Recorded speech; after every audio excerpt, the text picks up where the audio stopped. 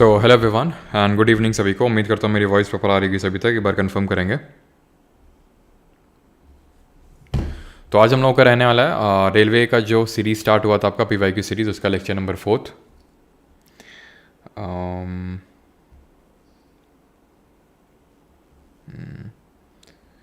एक बार कमेंट में बताएंगे सभी लोग कि सारी चीज़ें प्रॉपर हैं क्या। उसके बाद हम लोग स्टार्ट करते हैं lecture number 4 of RRB NTPC PYQ series.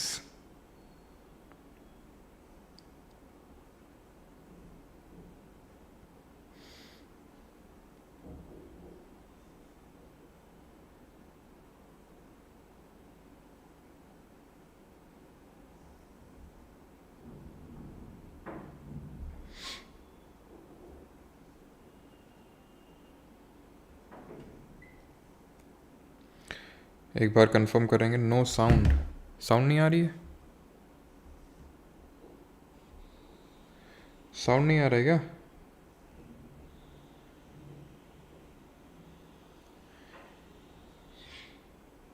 आ तो रहा है। सर आप बहुत अच्छा पढ़ाते हो, थैंक यू। कंफर्म करेंगे। नो साउंड, ठीक है, साउंड आ रहा है। ठीक है, क्लास शेड्यूल आपको पता है। रिवीजन टाइम स्टार्ट करें, जल्दी से आंसर करिए। Which nation has hosted the Commonwealth games for the 5 times? First super computer of India, 49th parallel is the boundary line between which countries? By which of the following amendments of the Constitution fundamental duties of the citizens were added to the Constitution of India?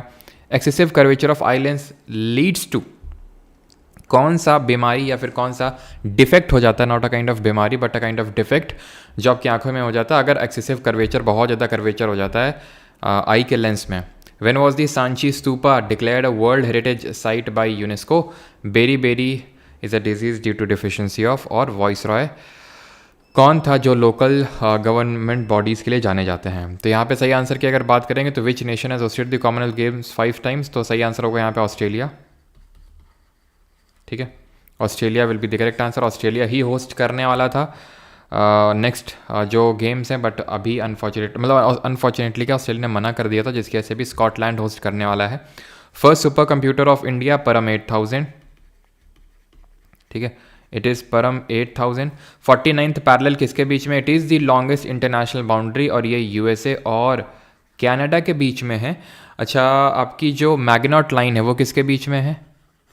Maginot line किसके बीच में? और 38th parallel किसके बीच में है? तो fundamental duties को 42nd amendment से add किया गया था। यहाँ पे पूछा, ठीक है, अमेंडमेंट ही पूछा गया है। यूएसए कनाडा सही है। ठीक है, तो उसमें वही पूछा गया है आपका कि कौन सा अमेंडमेंट है। तो 42nd अमेंडमेंट है 1976 का, जिसको किमिनी कॉन्स्टिट्यूशन के नाम से जानते हैं हम लोग, और सरदार स्वर्ण सिंह कमेटी के रिकमेंडेशन पे इसको ऐड किया गया था। बात अगर करें एक्सेसिव कर्वेचर, बहुत ज़्यादा ऐसे कर्वेचर हो जाएगा, मतलब उसका फोकल लेंथ बढ़ जाएगा, जिसकी वजह से वो पहले ही लाइट को कन्वर्ज करने लगेगा रेटिना से पहले। तो इसके लिए एक हमें डाइवर्जिंग लेंस लगाना पड़ता है ना। तो ये कंडीशन होती है आपकी मायोपिया की, जो कि किससे सही होती है? जो कि कॉनकेव लेंस यानी कि अवतल लेंस से सही होती है। बिल्कुल सही है। मैग्नॉट लाइन जो है वो फ्रांस और जर्मनी के बीच में है, फ्रांस एंड जर्मनी। और जो 38 पैरेलल है वो नॉर्थ और साउथ कोरिया के बीच में है ये line. When was Sanchi stupa कब ऐड किया गया? मायोपिया बिल्कुल सही है सभी का। Sir PYQ lecture 3 English PDF please. भाई एक चीज़ मैं आपको बता दूं, इसका अलग से पूरा एक कोर्स बना दिया है मैंने। यहाँ पे आप एप्लीकेशन पे आओगे, आई थिंक यहाँ पे पिक नहीं लगी है, कोई नहीं। लेकिन वहाँ पे जब आप कोर्सेज सेक्शन में जाओगे तो वहाँ पे आपको दिख जाएगा इस तरह से रेलवे पीवाईक्यू सीरीज़ कोर्स। तो वहीं पे इंग्लिश पीडीएफ और हिंदी पीडीएफ आपको मिल जाएंगी। वैसे तो पीडीएफ में इसका अपलोड कर ही देता हूँ परमारसी टेलीग्राम पे, लेकिन नोट्स की मैं बात कर रहा हूँ, ठीक है, वहाँ पे। और चलिए अभी आगे बढ़ते हैं। क्वेश्चन नंबर 6, 1989 इसका आंसर होगा। 1989 में ऐड किया गया था। और बेरी बेरी और लेटेस्ट कौन सा आप बताएंगे? सबसे अभी जो लेटेस्ट ऐड किया गया है 43rd UNESCO world heritage site in India. Beriberi is a disease caused due to the deficiency of vitamin B1, B2। B1 क्या होता है जल्दी से बताइए? B1 का साइंटिफिक नेम क्या है? B3 से हमने कौन सी डिजीज पढ़ी थी? पेलैग्रा, याद है आपको? पेलैग्रा। और B11 जो आपका फोलिक एसिड है, सॉरी B9 जो आपका फोलिक एसिड है, इसमें हमने कौन सी डिजीज़ पढ़ी थी? इसमें हमने पढ़ा था कि इसमें जो क्या बोलते हैं उसको, रीनल ट्यूब डिफेक्ट, ये हो जाता है। यानी कि जो मतलब गर्भाशय में ही ये डिजीज़ डेवलप हो जाती है अगर विटामिन B9 फोलिक एसिड की डेफिशिएंसी हुई तो, और विटामिन B12 की डेफिशिएंसी से क्या हो जाता है, इससे परनीशियस अनीमिया हो जाता है, इसको साइनोकोबालामीन के नाम से जानते हैं। Which of the following viceroy of India did take the initiative to create elected local government bodies? He was Ripon. इसीलिए father of local self government in India बोलते हैं। और इनके टाइम पे इल्बर्ट बिल कंट्रोवर्सी हुई थी, पहला factory act आया था इन्हीं के टाइम पे ही, ठीक है। और कब आया था जल्दी से बताइए। और एक चीज़ पता होनी चाहिए आपको कि वर्नाकुलर प्रेस एक्ट और आर्म्स एक्ट, जिसको कि कौन लेके आया था, जिसको कि लिटन लेके आया था, उसको रिपील करने का काम किया था रिपन ने। और क्या किया था रिपन ने? रिपन के टाइम पे पहली complete that is synchronised census हुई थी, ठीक है। तो 1878 के दौरान पे आपको ये लाया गया था चीज़ें बाय द लिटन, और 1882 में रिपील किया गया था, और 1881 में आपका फर्स्ट फैक्ट्री एक्ट आया था। क्लियर? आगे बढ़ते हैं। और लेटेस्ट हैं आपके जो असम के मॉइडम्स हैं, जो असम के मॉइडम्स हैं उनको ऐड किया गया है रिसेंटली सबसे 43rd। 42nd है आपके जो जो होयसाल के जो टेम्पल्स हैं, वो जो स्टार शेप्ड टेम्पल पड़े थे, होयसाल की कैपिटल क्या, कमेंट बताएंगे। और 41st है जो शांति निकेतन है, ठीक है। शांति निकेतन कब इस्टेब्लिश हुआ था? रविन्द्रनाथ टैगोर जी ने किया था 1901 में, 1901 में। वो विश्व भारती यूनिवर्सिटी वहाँ पे बनी 1921 में, 1921 में। पहला सवाल आज का, which session of the Congress gave a call to the attainment of Swaraj? तो कांग्रेस के किस अधिवेशन में ये एक गोल रखा गया था कि हमें स्वराज अटेन करना है, स्वराज की प्राप्ति करनी है? प्लीज़ हिंदी को रखा करो प्लीज़ NTPC में, ठीक है। कोशिश यार देख सकते हैं आप, हिंदी में भी क्वेश्चन है, ऐसी बात नहीं है, ठीक है। तो यहाँ पे सही आंसर क्या होगा? स्वराज। तो हुआ क्या था 1905 में, 1905 डेट थी 16 अक्टूबर, जब क्या हुआ था, बंगाल का पार्टीशन हुआ था, बंगाल का विभाजन हुआ था। अनाउंस तो जुलाई में हो गया था। तो बंगाल का पार्टीशन किसके टाइम पे हुआ था? इस समय वॉइस रॉय कौन था? और रीज़न क्या था इस पार्टीशन का? तो रीज़न ध्यान रखिएगा, इसके जो बंगाल था, आज का जो वेस्ट बंगाल आप जो देखते हैं, वेस्ट बंगाल हो गया आज का जो बांग्लादेश हो गया, ये सब बंगाल का ही पार्ट हुआ करता था। तो इसको डिवाइड किया गया, ये कह गए कि एडमिनिस्ट्रेटिव रीजंस की वजह से, प्रशासनिक कारणों की वजह से इसको हम डिवाइड कर रहे हैं, क्योंकि ये काफ़ी बड़ा है बंगाल, था भी बड़ा नो डाउट, इंडिया की 40% पॉपुलेशन वहीं पे रहती थी, तो उसको गवर्न करना काफ़ी मुश्किल हो रहा है, ब्रिटिशर्स ऐसे बोल रहे थे। एक छोटा सा कारण हो सकता है ये, ठीक है, था भी, लेकिन जो मेन इनका रीज़न था इसके पीछे का, दैट वाज कि Bengal was the nerve centre of nationalist activities. तो जो भी एक्टिविटीज़ हो रही थी, एंटी ब्रिटिश एक्टिविटीज़, उसका एक नर्व सेंटर था। तो अब ये क्या किए, ये यहाँ पे मोस्टली रहते थे, ये जो बांग्लादेश वाला रीजन है, यहाँ पे मुस्लिम्स रहते थे, यहाँ पे हिंदू रहते थे। ये हिंदू जो रहते थे ये मोस्टली जो हिंदी स्पीकिंग, और ये मोस्टली बांग्ला स्पीकिंग थे।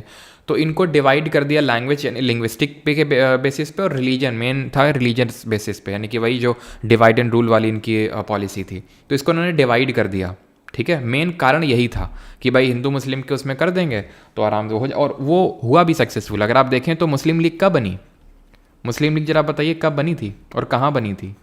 तो मुस्लिम लीग 1906 में बन गई, अगले ही साल 1906 में। कहाँ बनी? ढाका, जो प्रेजेंट डे बांग्लादेश की कैपिटल है। किसने बनाई? ये बनाई थी नवाब सलीमुल्लाह ने, ठीक है, नवाब सलीमुल्लाह ने इसको बनाया था। और अगर नवाब सलीमुल्लाह नहीं होंगे तो आगा खां ऑप्शन में होंगे, ठीक है। दोनों लोग इन्वॉल्व थे इसके फॉर्मेशन में, मुस्लिम लीग के फॉर्मेशन में। क्लियर इतनी चीज़? ठीक। अब ये जो बंगाल पार्टीशन है ज़्यादा दिन तक चल नहीं पाता है, क्यों? क्योंकि 1911 में, 1911 में ब्रिटिश गवर्नमेंट डिसाइड करती है, यहाँ पे एक दिल्ली दरबार ऑर्गेनाइज किया गया था, ठीक है। यहाँ पे एक दिल्ली दरबार को ऑर्गेनाइज किया गया था, ठीक है। और ये 3rd दिल्ली दरबार था किंग जॉर्ज 5 के कोरोनेशन के लिए। कोरोनेशन मतलब इनकी ताजपोशी वहाँ पे होती थी ब्रिटेन में, तो इंडिया में भी ये आते थे और यहाँ पे भी इनको बताया जाता था इंडियंस को कि देखो तुम्हारे नए राजा है, फिर रानी ये है। ये किसके टाइम पे हुआ था? वॉइसरॉय कौन था इस समय? तो ये था हार्डिंगे द सेकंड, ये ध्यान रखिएगा। तो इसे यहाँ पे अनाउंस हुआ था कि अब से इंडिया की कैपिटल कैलकाटा नहीं होगी, दिल्ली होगी। दिल्ली क्यों करी गई थी कैपिटल?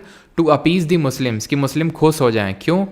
क्योंकि ये जो एंटी पार्टीशन कैंपेन चला था 1905 के बाद, एंटी पार्टीशन मूवमेंट चले थे, ठीक है। इसके बाद आपके क्या चले थे? एंटी पार्टीशन मूवमेंट चले थे। तो और ये मूवमेंट में, एंटी पार्टीशन में, मुस्लिम्स ने मोस्टली पार्टिसिपेट नहीं किया था, खासकर मुस्लिम लीग ने। ये सोच के कि भाई ब्रिटिशर्स ने बोला था ना, मतलब कि हम आप अगर आप इसमें पार्टिसिपेट नहीं करोगे तो हम आपको मतलब कुछ ना कुछ फेवर करेंगे। वो फेवर इन्होंने ऐसा ज़्यादा कुछ किया नहीं, ठीक है। और जिस लिए मेनली तो क्योंकि देखो अलग से इनको एक प्रोविंस टाइप दे दिया था मुस्लिम को कि आपके लिए ईस्ट बंगाल है। अब वही छीन के मतलब अमलगमेशन कर दिया आपने, यानी कि इस 1911 में क्या होगा, पार्टीशन का एन्यूलमेंट हो गया। एन्यूलमेंट का मतलब है कि वो फिर से रद्द कर दिया गया। तो मुस्लिम से नाराज़ हो गए कि भाई यार इसीलिए तो यार हमने तुम्हारा सपोर्ट किया था ब्रिटिशर्स, तुमने फिर से वही काम कर दिया। तो अब जो है मुस्लिम लीग, और उनको अपीस करने के लिए दिल्ली क्यों चुना था, क्योंकि दिल्ली में मुगल सीट होती थी, पता है आपको, ठीक है। अब मुस्लिम लीग कांग्रेस के साथ गई। कैसे गई वो हम पढ़ते हैं, जब 1916 में 1916 में हमें पता है लखनऊ का एक सेशन होता है कांग्रेस में। लखनऊ का सेशन होता है, यहाँ पे पहली बात तो एक मॉडरेट्स और एक्सट्रीमिस्ट हमारे साथ में आते हैं, नरम दल और गरम दल। और दूसरा ये है कि यहाँ पे एक लखनऊ एक पैक्ट साइन होता है मुस्लिम लीग और कांग्रेस के बीच में, एक जॉइंट पैक्ट साइन होता है। तो वो मुस्लिम लीग के साथ जो है वो कांग्रेस के साथ इसीलिए चली जाती है। तो एंटी पार्टीशन मूवमेंट हुआ था, जैसे कि लोगों ने एक दूसरे के हाथों में राखी बांधी थी टू शो द यूनिटी। इसी टाइम पे ही ध्यान रखिएगा, मैंने आपको पिछले लेक्चर में आई थिंक बताया भी होगा, जो अवनींद्रनाथ टैगोर थे, अवनींद्रनाथ टैगोर, इन्होंने भारत माता का पोर्ट्रे बनाया था। भारत माता का इन्होंने पोर्ट्रे बनाया था।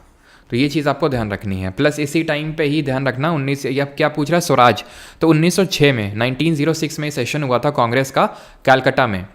इसको प्रिसाइड किसने किया था, इसको प्रिसाइड किया था, इसकी अध्यक्षता करने का काम किया था हमारे grand old man of India, जिन्होंने poverty and un-British rule in India किताब लिखी, जिन्होंने ईस्ट इंडिया एसोसिएशन की स्थापना करी 1866 में, दादा भाई नौरोजी, जिन्होंने रस्त गोफ्तार करके एक पत्रिका निकाली अपने पारसी भाई बहनों के लिए, Dadabhai Naoroji. And he was the first to give the concept of national income. जब मैं आपको इकोनॉमिक्स से पढ़ाऊंगा, वैसे तो मैंने पढ़ाया है पहली क्लास में थोड़ा सा, आई जीडीपी जीएनपी ये सब नेशनल इनकम के ही कॉन्सेप्ट होते हैं, राष्ट्रीय आय के।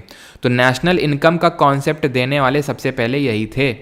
ये भी रिसेंट में क्वेश्चन भी पूछ लिया गया एसएससी के एग्जाम में, ठीक है। तो ध्यान रखिए, क्योंकि आपकी सेम ही कंडक्टिंग बॉडी की टीसीएस ही आपका पेपर बनाने वाली, इसलिए मैं बोल रहा हूँ, ठीक है। तो दादा भाई नौरोजी। अब ये जो सेशन हुआ था, ये अधिवेशन हुआ था, यहाँ पे 4 रेजोल्यूशंस को अडॉप्ट किया गया था। ये 4 रेजोल्यूशन किसके रिगार्डिंग थे, एक तो स्वराज, जो क्वेश्चन खुद ही पूछ रहा है। दूसरा था बॉयकॉट, कि हमें ब्रिटिशर्स की चीज़ों का बॉयकॉट करना है। और था एक रिगार्डिंग आपका स्वदेशी, यानी कि जो देश में हमारे बना है उसको एक्सेप्ट करना है। और the fourth and the last one was regarding the national education, राष्ट्रीय शिक्षा को लेके था। अब ऐसे ही तो मैंने आपको बताया था, अगर आपको याद हो, स्वदेशी स्टीम नेविगेशन कंपनी बनाई गई थी। किसने बनाई थी, चेन्नई में। स्वदेशी स्टीम नेविगेशन कंपनी ये बनाई थी किसने, ये बनाई थी आपके वीओ चिदम्बरम पिल्लई ने, ये बनाई थी। That was made by VO Chidambaram Pillai. इन्होंने खुद की ही एक स्टीम नेविगेशन कंपनी खड़ी कर दी कि हम बॉयकॉट करेंगे ब्रिटिशर्स का, खुद का बनाएंगे, ठीक है। चेन्नई में इन्होंने बनाई। इसी टाइम पे ही जब बंगाल का पार्टीशन हुआ था, तो यहीं पे तो ही बांग्लादेश का जो प्रेजेंट नेशनल एंथम है, Amar Sonar Bangla, that is our golden Bengal, ये लिखा गया था, ठीक है। उसी टाइम पे रविन्द्रनाथ टैगोर जी ने लिखा था इनका नेशनल एंथम, जो आज बांग्लादेश का नेशनल एंथम है। इतनी चीज़ें, सारी चीज़ें क्लियर आपको। आगे बढ़ें, कब हुआ, कब एन्यूल हुआ, सारी चीज़ें मैंने आपको यहाँ पे क्लियर करवा दी हैं। 1905 का जो सेशन था वो भी थोड़ा सा बता देता हूँ। 1905 का जो सेशन था वो हुआ था आपका बनारस में, और इसको प्रिसाइड किया था गांधी जी और जिन्ना के जो पॉलिटिकल गुरु थे। बताइए कौन थे, गांधी जी के भी थे और जिन्ना के भी थे। The Kaveri water dispute is between which states, Kaveri जल विवाद किन राज्यों के बीच में है। ऑप्शंस आपके सामने हैं। तो पहले इसका आंसर मैं बता देता हूँ, बनारस का ये गोपाल कृष्ण गोखले। गोपाल कृष्ण गोखले ने 1905 में कुछ बनाया था, याद आ रहा है आपको, मैंने बताया था आपको 1905 में क्या बनाया था। तो कावेरी वाटर जो डिस्प्यूट है, कावेरी रिवर की अगर बात करें तो ये निकलती कहाँ से है, ये मैंने आई थिंक पिछले लेक्चर में आपको बताया, ये ब्रह्मगिरी की पहाड़ियों से निकलती है। ये ब्रह्मगिरी की यहाँ पहाड़ियाँ कहाँ पे पड़ती हैं, ये जो कोगाडू करके डिस्ट्रिक्ट है कर्नाटका में, कोगाडू डिस्ट्रिक्ट ऑफ कर्नाटका, यहाँ पे पड़ता है। और ये कावेरी यहाँ से निकलती है, पश्चिमी घाट का पार्ट है ये, वेस्टर्न घाट का, वहाँ से निकलती है और यहाँ पे जाके डेल्टा बना देती है बे ऑफ बंगाल में। तो आंसर होगा यहाँ पे डिस्प्यूट जो है ये क्योंकि कर्नाटक से निकलती तो कर्नाटक इन्वॉल्व होगा, तमिलनाडु में जाती है तो तमिलनाडु तो होगा ही, कर्नाटक और तमिलनाडु, यानी कि इस ऑप्शन को हटा दीजिए, ठीक है। और किस ऑप्शन को आप हटा सकते हैं, और ठीक है, आंसर इसका मैं बताता हूँ, ऑप्शन नंबर डी होगा, कर्नाटक, केरल, तमिलनाडु और पौंडीचेरी। अब अगर आपको याद हो, मैंने बताया था यहाँ पे आपका पौंडीचेरी पड़ता है, यहाँ पे यनम है। यनम कहाँ पे, मतलब ये जो यनम है मैंने आपको बताया था पौंडीचेरी के 4-5 टेरिटरीज हैं। ये जो यनम है आंध्र प्रदेश में, ये पौंडीचेरी का ही पार्ट है। यहाँ तमिलनाडु में पौंडीचेरी नाम से पौंडीचेरी खुद है, और यहाँ पे माहे है, कहाँ पे, केरल में, केरल में माहे है। और कराईकाल कहाँ पे है, कराईकाल भी यहीं पे आपको देखने को मिलेगा तमिलनाडु में। माहे, यनम, कराईकाल और पौंडीचेरी। क्लियर इतनी चीज़। तो ये आपके कर्नाटक, केरल, तमिलनाडु, पौंडीचेरी सारे ही इसमें इन्वॉल्व हैं जो कावेरी वाटर डिस्प्यूट है। कावेरी की अगर हम ट्रिब्यूटरीज की बात करें, सहायक नदियाँ कौन कौन सी हैं, तो वो देख लेते हैं। सर जी रिचार्ज नहीं है, हॉटस्पॉट चोरी करके डाउनलोड करके वीडियो देख लूँगा। अच्छा, देख लेना, कोई नहीं, ठीक है। तो यहाँ पे अगर बात करें कावेरी की ट्रिब्यूटरीज, तो कावेरी की ट्रिब्यूटरीज बड़ी आसानी से याद हो जाती हैं आपको। बस आपको ये याद करना है कि इनके नाम नी और ती से ख़त्म होते हैं। किससे ख़त्म होते हैं, नी और ती से। कैसे, अभी दिखाते हैं तुम्हें। काबिनी, ठीक है, काबिनी, भवानी, ठीक है, काबिनी, भवानी, और हेमवती और अमरावती। याद हो गई, काबिनी, भवानी, हेमवती, अमरावती। तो नी और ती से ख़त्म हो रही हैं। एक एक्सेप्शन है, एक अपवाद है, इंद्रवती। इंद्रवती भी अगर आप देखो ती से ख़त्म हो रही है, लेकिन ये गोदावरी की सहायक नदी है, गोदावरी की ट्रिब्यूटरी है, ठीक है, it is the tributary of Godavari. Shimsha भी ट्रिब्यूटरी है आपकी कावेरी की।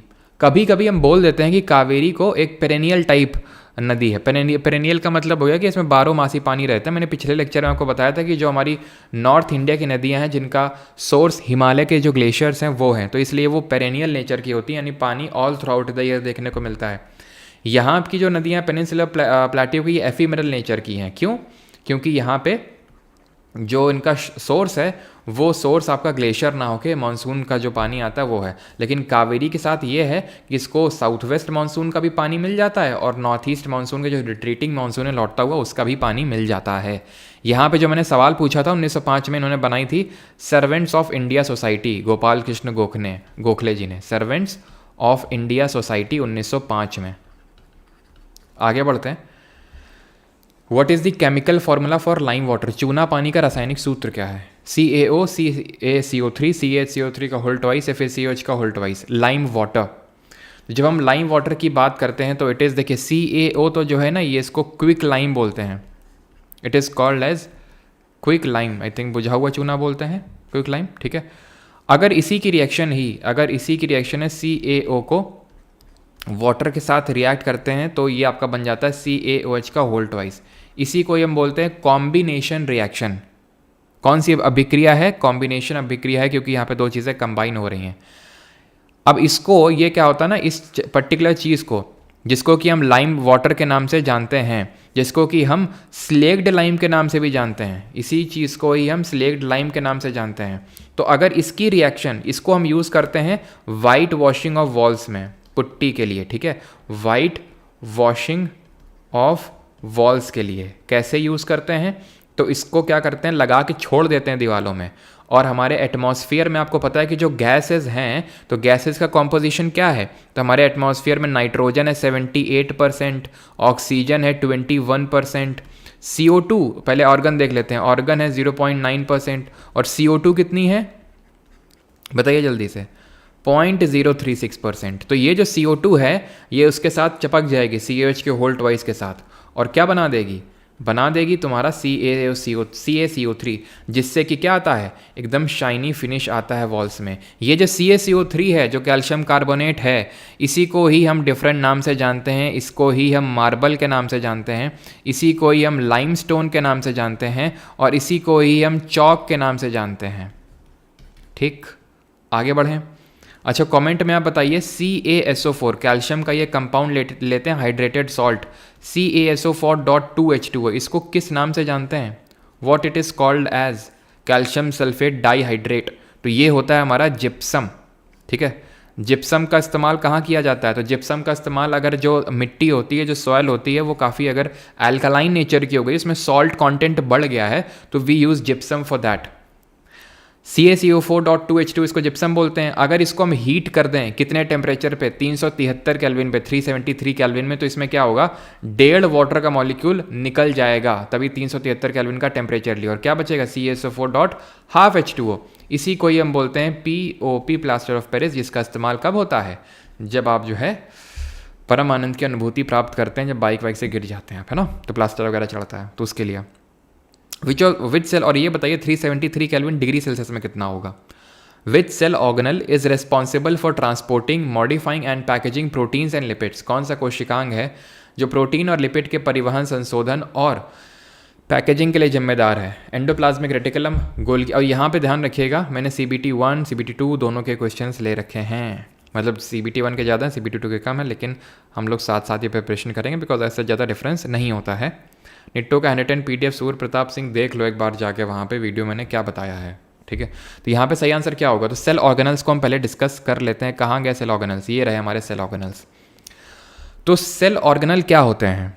सेल ऑर्गेनल होते हैं कोशिकांग। ये डिफरेंट फंक्शंस परफॉर्म करते हैं। जैसे कि हमारा बॉडी है, हाथ का कुछ काम होता है, पैर का कुछ काम होता है, मुंह का कुछ काम होता है, सिर का कुछ काम होता है, तो ऐसे डिफरेंट हमारे ऑर्गन्स हैं जो कुछ ना कुछ फंक्शंस परफॉर्म कर रहे हैं। वैसे ही एक सेल है, सेल के अंदर जो डिफरेंट ऑर्गेनल्स हैं, ये कुछ ना कुछ फंक्शंस परफॉर्म कर रहे हैं, जिसके बारे में हमें पता होना चाहिए क्या फंक्शन ये परफॉर्म कर रहे हैं।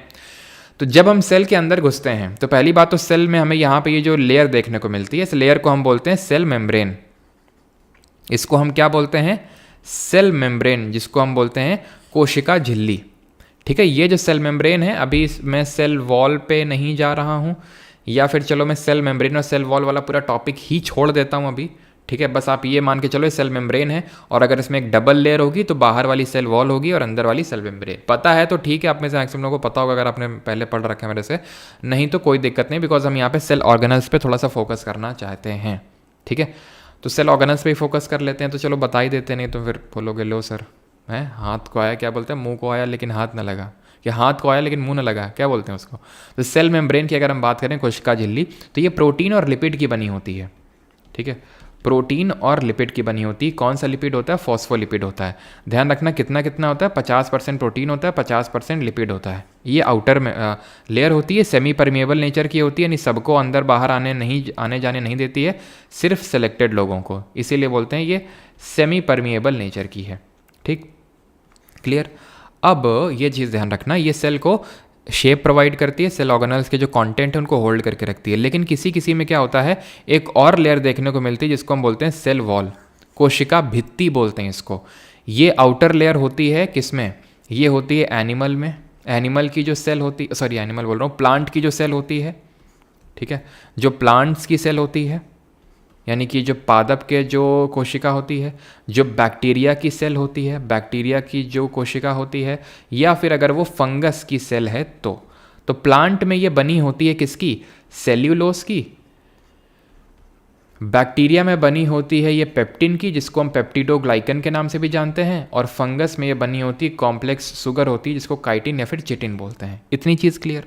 अब हम आगे जब अंदर जब जाते हैं तो यहाँ पे हमें मिलता है साइटोसोल। साइटोसोल क्या है? ये ग्राउंड सब्सटेंस है साइटोप्लाज्म का। साइटोप्लाज्म क्या है? जो ये लिक्विड जेली सब्सटेंस भरा होता है, इसी को ही साइटोप्लाज्म बोलते हैं। तो उसका जो ग्राउंड सब्सटेंस है वो साइटोसोल का बना होता है। ठीक, आगे अंदर आते हैं अभी। ये माइटोकॉन्ड्रिया है, इसको बोलते हैं powerhouse of the cell. Powerhouse of the cell क्यों बोलते हैं इसको? क्योंकि ये एनर्जी को जनरेट करता है। किस फॉर्म में जनरेट करता है? ATP के फॉर्म में जनरेट करता है। ये मैं आपको रेस्पिरेशन में पढ़ाऊंगा कि कैसे यहाँ तक ऑक्सीजन आती है और ऑक्सीजन से कैसे हमारा पूरा रेस्पिरेशन होता है, जिसको एरोबिक रेस्पिरेशन या वायुवीय श्वसन के नाम से जानते हैं। क्योंकि ये ATP के फॉर्म में बनाता है एनर्जी को, तो इसीलिए ATP को energy currency of the cell बोल देते हैं, यानी कि कोशिका की ऊर्जा मुद्रा बोल देते हैं। माइटोकॉन्ड्रिया में 2 लेयर होती हैं, आप देख पा रहे होंगे, काली काली लेयर है, यही माइटोकॉन्ड्रिया। ये आउटर लेयर होती है, पोरस नेचर की होती है, और ये आपकी है इस तरह से जो आपको स्ट्रक्चर दिख रहा है, ठीक है, क्रिस्टे, इसको क्रिस्टे बोलते हैं। तो ये इनर मेम्ब्रेन होती है, इसी में ही ATP बनता है, ध्यान रखिएगा। माइटोकॉन्ड्रिया की जब हम बात करते हैं तो इसका शेप पूछ लेता है, तो शेप जो उसका होता है सॉसेज शेप का होता है ये। इसका कोई लेंथ बताएगा, इसका कितना लेंथ होता है? मैंने लेंथ बता रखा था माइक्रोमीटर में, अगर आपको याद हो। तो ये इसका काम देख लिया माइटोकॉन्ड्रिया का। अब और आगे बढ़ते हैं और अंदर जाते हैं। तो यहाँ पे आपको देखने को मिलेगा एंडोप्लाज्मिक रेटिकुलम। एंडोप्लाज्मिक रेटिकुलम का जो मेन काम होता है, इसका मेन का, इसको हिंदी में अंतःप्रद्रवी जालिका बोलते हैं। तो इसका जो मेन काम होता है वो ट्रांसपोर्ट का होता है, चीज़ों को ट्रांसपोर्ट करने का। अब ये क्या चीज़ ट्रांसपोर्ट करेगा? तो ऐसे समझ लो कि इसके जो दो पार्ट हैं, इसके अंडर में दो बंदे काम कर रहे हैं। एक तो है रफ और एक है स्मूथ। रफ वाला, रफ इसलिए देख रहे हो डॉट डॉट डॉट डॉट बने हुए हैं, ये रफ इसी वजह से है। ये डॉट डॉट है क्या?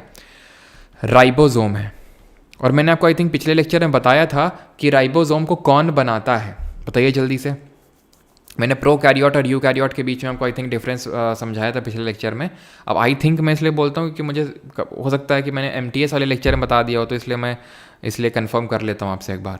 तो राइबोसोम जो होता है ये हमने देखा था प्रोकैरियोटिक और यूकैरियोटिक सेल में कॉमन होता है, और इसको बनाता है ये न्यूक्लियोलस, है ना। ये बताया था मैंने आपको, न्यूक्लियोलस बनाता है। और जो प्रोकैरियोटिक सेल होती है उसमें अनडिफाइंड न्यूक्लियर रीजन होता है, हमें पता नहीं चलता है कि कहाँ पे ये न्यूक्लियस है क्लियरली, ठीक है, बस ऐसे अंदाज़ा लगाना पड़ता है। तो राइबोसोम की वजह से रफ होता है। और राइबोसोम किस में इन्वॉल्व होता है? ये प्रोटीन के सिंथेसिस में इन्वॉल्व होता है, प्रोटीन बनाता है। इसकी डिस्कवरी किसने करी थी राइबोसोम की?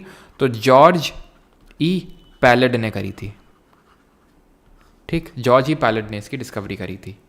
अब ये जो राइबोसोम्स हैं ये एब्सेंट होते हैं स्मूथ एंडोप्लाज्मिक रेटिकुलम में, इसीलिए स्मूथ होता है ये किसका फॉर्मेशन करता है? ये करता है फैट और लिपिड का। फैट और लिपिड बनाने का काम करता है स्मूथ वाला। इन्हीं दोनों को ट्रांसपोर्ट कर देता है कौन? Rough endoplasmic reticulum. Plus smooth वाला जो है ये डिटॉक्सिफिकेशन में भी इन्वॉल्व होता है, it is involve in detoxification. अब ये जो पैकेज करके किसको पहुंचाएगा? ये पहुंचाएगा गोल्गी एपरेटस को। ये गोल्गी एपरेटस जिसकी डिस्कवरी कैमिलियो गोल्गी ने करी थी, तो ये करता है इसको पैकेज और मॉडिफाई करके डिस्पैच करने का काम करता है। तो ऑप्शन नंबर बी यहाँ पे सही आंसर हो जाएगा। तो Golgi apparatus is kind of post office of the cell. इसको क्या बोलते हैं? पोस्ट ऑफिस ऑफ सेल, कोशिका का पोस्ट ऑफिस। जिस तरह से हम माइटोकॉन्ड्रिया को powerhouse of the cell बोल रहे थे, इसको बोल रहे हैं क्योंकि पैकेजिंग डिस्पैचिंग कर रहा है तो पोस्ट ऑफिस बोलेंगे। बगल में ही बैठा हुआ है पेरोक्सिसोम। पेरोक्सिसोम का काम होता है एक तो फैटी एसिड को ब्रेक करना, फैटी एसिड्स को ब्रेक करना, प्लस ऑक्सीडेटिव क्रिस्टल्स बना के ये आपका इन्वॉल्व होता है डिटॉक्सिफिकेशन में, ये भी इन्वॉल्व होता है, ठीक है। डिटॉक्सिफिकेशन, अगर मैं दोनों के बात करूं स्मूथ एंडोप्लाज्मिक रेटिकुलम और पेरोक्सिसोम के, उसमें क्या डिटॉक्सिफिकेशन में अंतर है? तो ये क्या है, जो अनवांटेड ड्रग्स आ जाते हैं तो उसको रिमूव करने का काम करता है कौन? स्मूथ वाला। और पेरोक्सिसोम क्या करता है? ये ऑक्सीडेटिव क्रिस्टल्स बनाता है, जैसे हाइड्रोजन परऑक्साइड बना दिया, उसके थ्रू ये चीज़ों को, जो अनवांटेड चीज़ें होती हैं उसको बाहर निकाल देता है पेरोक्सिसोम। वैक्यूओल क्या होता है? तो वैक्यूओल जो है ये सेल को रिजिडिटी और टर्जिडिटी प्रोवाइड करने का काम करता है। रिजिडिटी और टर्जिडिटी। वैक्यूल के रिगार्डिंग ये ध्यान रखना है आपको कि ये एनिमल सेल में टेम्परेरी नेचर में होता है और बहुत ही छोटी सी जगह ऑक्यूपाई करके रखता है। जैसे ये एनिमल सेल है, मैं दावे के साथ ऐसा क्यों बोल सकता हूँ कि एक एनिमल सेल है ये? क्योंकि आप देखिए इसमें सिर्फ एक ही आउटर लेयर है। अगर ये प्लांट सेल होती है, फिर बैक्टीरिया की भी होती, पहली बात तो अगर बैक्टीरिया की होती तो इतने सारे ऑर्गेनल्स ना होते। क्यों? क्योंकि बैक्टीरिया की जो सेल होती है वो प्रोकैरियोटिक होती है, उसमें हमें न्यूक्लियस नहीं देखने को मिलता है क्लियरली, हमें सेल ऑर्गेनल्स नहीं देखने को मिलते हैं, तो फिर हम बोल सकते हैं कि वो प्रोकैरियोटिक। यहाँ पे तो ढेरों सेल ऑर्गेनल्स हैं, तो प्रोकैरियोटिक तो नहीं है, यूकैरियोटिक है। अब यूकैरियोटिक है तो भाई प्लांट सेल क्यों नहीं है? प्लांट सेल इसलिए नहीं क्योंकि यहाँ पे दूसरी और लेयर होती है, अगर प्लांट सेल होती तो, ठीक है। और प्लांट सेल में जो वैक्यूल होता है, जो सेल को रिजिडिटी और टर्जिडिटी प्रोवाइड करता है, ये पादप कोशिका में सिंगल लार्ज वैक्यूल होता है, एक ही होगा और बहुत बड़ा होगा, इतना बड़ा होगा कि वो 50 to 90% ऑफ सेल का वॉल्यूम ऑक्यूपाई करके रखेगा, इतना वॉल्यूम। और एनिमल सेल में और परमानेंट नेचर का होता है, परमानेंट नेचर का होता है। और वहीं अगर एनिमल सेल में बात करें तो ये टेम्परेरी नेचर का होता है और ये बहुत ही कम जगह ऑक्यूपाई करके रखता है, और काफ़ी होते हैं, एक नहीं मल्टीपल होते हैं, ठीक। अभी के लिए इतना, आगे बढ़ते हैं। और साइटोस्केलेटन, और ये इसके बारे में मैं एक और क्वेश्चन ले लेंगे अभी, उसमें देख लेंगे साइटोस्केलेटन क्या होता है, माइक्रोट्यूब्यूल क्या होते हैं, और ये सेंट्रियोल वगैरह क्या होते हैं, ठीक है। Who presides over the joint sitting of the Lok Sabha and the Rajya Sabha, तो लोकसभा और राज्यसभा की जो संयुक्त बैठक होती है उसकी अध्यक्षता कौन करता है? सर एनटीपीसी के एग्ज़ाम में सिर्फ ये सीरीज़ फॉलो करूँ तो हो जाएगा क्या जीके कंप्लीट? हो जाएगा भाई, कितनी बार बताएं। तो यहाँ पे लोकसभा और राज्यसभा की जॉइंट सिटिंग, तो जॉइंट सिटिंग की ज़रूरत क्यों पड़ती है? ज़रूरत इसलिए पड़ती है कि जैसे ऑर्डिनरी बिल है कोई साधारण विधेयक, आर्टिकल नंबर 107 में, अनुच्छेद नंबर 107 में इसके प्रोसीजर के बारे में दिया हुआ है। क्या प्रोसीजर है इसका? प्रोसीजर इसका ये चलता है कि जैसे किसी भी हाउस में पहली बात तो बिल ओरिजिनेट हो सकता है, हम यूनियन की बात कर रहे हैं, पार्लियामेंट की बात कर रहे हैं, तो लोकसभा राज्यसभा कहीं पे भी ओरिजिनेट हो सकता है। नॉर्मल तो ये होता है कि भाई लोकसभा ने मान लेते हैं कि लोकसभा में ओरिजिनेट हुआ, राज्यसभा में गया, और राज्यसभा में जाने के बाद किसके पास जाता है? प्रेसिडेंट के पास, ठीक है। तो लोकसभा ने पास किया, राज्यसभा ने पास कर दिया, प्रेसिडेंट ने इसको एसेंट दे दी, सहमति दे दी, तो ये बिल जो है एक्ट बन जाता है, ये जो विधेयक है ये कानून बन जाता है। सिंपल, ये तो है आम जिंदगी। मिनटॉस जिंदगी क्या है? मिनटॉस जिंदगी ये कि लोकसभा ने राज्यसभा को भेजा, हम यहाँ पे कंसिडर ये कर रहे हैं कि लोकसभा में ओरिजिनेट हुआ, ओरिजिनेट कहीं पे भी हो सकता है, राज्यसभा को भेजा, राज्यसभा ने बोला कि भाई जो तुमने ये लिखा है ना ये हमें मंजूर नहीं है, पास ही नहीं किया, पहला केस। दूसरा केस, लोकसभा ने राज्यसभा को भेजा, राज्यसभा ने बोला यार देख लो हमें मज़ा नहीं आ रहा है, रिटर्न कर दिया बिल को, और लोकसभा ने बोला जो तुम बोल रहे हो हमें मंजूर नहीं है, ठीक है। दूसरा केस ये। तीसरा केस है, लोकसभा ने राज्यसभा को भेजा और राज्यसभा ने 6 महीने तक रिस्पॉन्ड ही नहीं किया, या फिर वाइसे वर्षा, राज्यसभा में ओरिजिनेट हुआ तो लोकसभा में क्या 6 महीने तक न चू न मुँह, कुछ बोला ही नहीं है दूसरा हाउस। तो ऐसे केस में क्या होता है? बिजली कड़कती, कड़का कड़कड़ा से, ठीक है। और फिर आता है यहाँ पे कौन? प्रेसिडेंट जो है अवतार लेता है, ये बोल के कि जब जब डेडलॉक होगा तब तब मैं अवतार लूँगा। किस लिए अवतार लूँगा? मैं जॉइंट सिटिंग बुलाने के लिए अवतार लूँगा, मैं संयुक्त बैठक बुलाने के लिए अवतार लूँगा। क्यों संयुक्त बैठक बुलानी पड़ रही है? कि भाई जैसे तैसे करके यार पास कर दो ना, काहे इतना फालतू में लड़े मरे जा रहे हो। तो ये जॉइंट सीटिंग का मतलब यही होता है, प्रेसिडेंट बुलाता है, लोकसभा का जो स्पीकर होता है वो उसको प्रिसाइड करता है, उसकी अध्यक्षता करता है, और इस यहाँ पे बिल को एक सिंपल मेजोरिटी से पास करवाना होता है, साधारण विधेयक से, साधारण बहुमत से पास करवाना होता है। सिंपल, समझ आ गई बात? कि when there is a deadlock in the passage of ordinary bill, president calls for a joint sitting under article number 108 of the constitution। किस कंट्री से joint sitting की हमने लिया है, और जब ये joint sitting बुलाता है तो इसको प्रिसाइड स्पीकर ऑफ लोकसभा करता है। एक सवाल है मेरा आपसे कि अगर मान लेते हैं स्पीकर ऑफ लोकसभा ना हो तो कौन प्रिसाइड करेगा? वो ये सवाल नहीं है, इसका उत्तर मैं देता हूँ। तो deputy speaker of Lok Sabha preside करेगा। सवाल अब है कि अगर डेप्यूटी स्पीकर ऑफ लोकसभा भी ना हुआ तो कौन प्रिसाइड करेगा? ये आपके लिए सवाल है। बाकी लोकसभा राज्यसभा के बारे में देख चुके हैं, ये आर्टिकल नंबर आपका 81 में है, और ये राज्यसभा आपका आर्टिकल नंबर 80 में है, कि इसके कॉम्पोजिशन के बारे में जो हम पहले ही देख चुके हैं। जॉइंट सिटिंग को हमने लिया है ऑस्ट्रेलिया के कॉन्स्टिट्यूशन से, और अगर स्पीकर नहीं होगा, डेप्यूटी स्पीकर भी नहीं होगा लोकसभा का, तो राज्यसभा का चेयरमैन कभी प्रिसाइड नहीं कर सकता है, ध्यान रखना। राज्यसभा का वाइस चेयरपर्सन करेगा, डेप्यूटी चेयरमैन करेगा, कभी भी चेयरमैन ऑफ राज्यसभा प्रिसाइड नहीं कर सकता है। क्यों नहीं कर सकता, जरा बताओ? आंसर तो सबने सही दिया है, डेप्यूटी चेयरमैन, डेप्यूटी चेयरमैन, लेकिन क्यों? सीनियर मोस्ट कुछ नहीं, सलमान खान जी सीनियर मोस्ट नहीं, वाइस चेयरमैन करेंगे, फिर डेप्यूटी चेयरमैन करेंगे राज्यसभा के। राज्यसभा के चेयरमैन इसलिए नहीं कर सकते हैं क्योंकि राज्यसभा का चेयरमैन यानी कि देश का जो उपराष्ट्रपति होता है वो किसी भी सदन का सदस्य नहीं होता है। He is not the member of either house, ना तो लोकसभा का ना तो राज्यसभा का, इसलिए वो उसको प्रिसाइड नहीं कर सकता है। रॉबर्ट हुक ने क्या डिस्कवर किया था? तो रॉबर्ट हुक ने डिस्कवर किया था कोशिका सेल। कब डिस्कवर किया था? 1665 में। कैसी सेल थी ये डेड सेल थी, ये मृत कोशिका थी। हरे में दिखता नहीं होगा ना, कम दिखता होगा। डेड सेल थी, मृत कोशिका थी। किसमें डिस्कवर किया था इन्होंने? कॉर्क, जो लकड़ी का टुकड़ा होता है, कॉर्क में डिस्कवर किया था। और 1674 में, 1674 में लिविंग सेल की डिस्कवरी हुई थी, यानी जीवंत कोशिका की खोज हुई थी। और ये किसने करी थी? एंटनी वॉन लीवेनहॉक ने। एंटनी वॉन लीवेनहॉक ने इसकी डिस्कवरी करी थी। किसमें करी थी?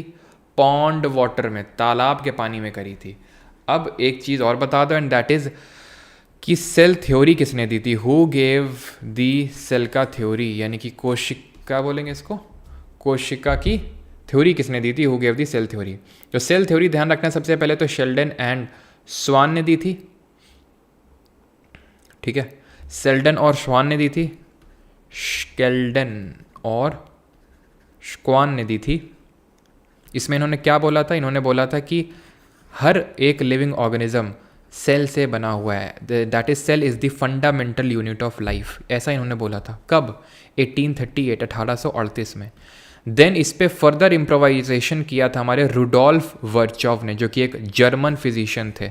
इन्होंने 55 के टाइम पे ही, 1855 में ही इन्होंने एक थ्योरी पब्लिश करी थी जिसका नाम था ऑमनिस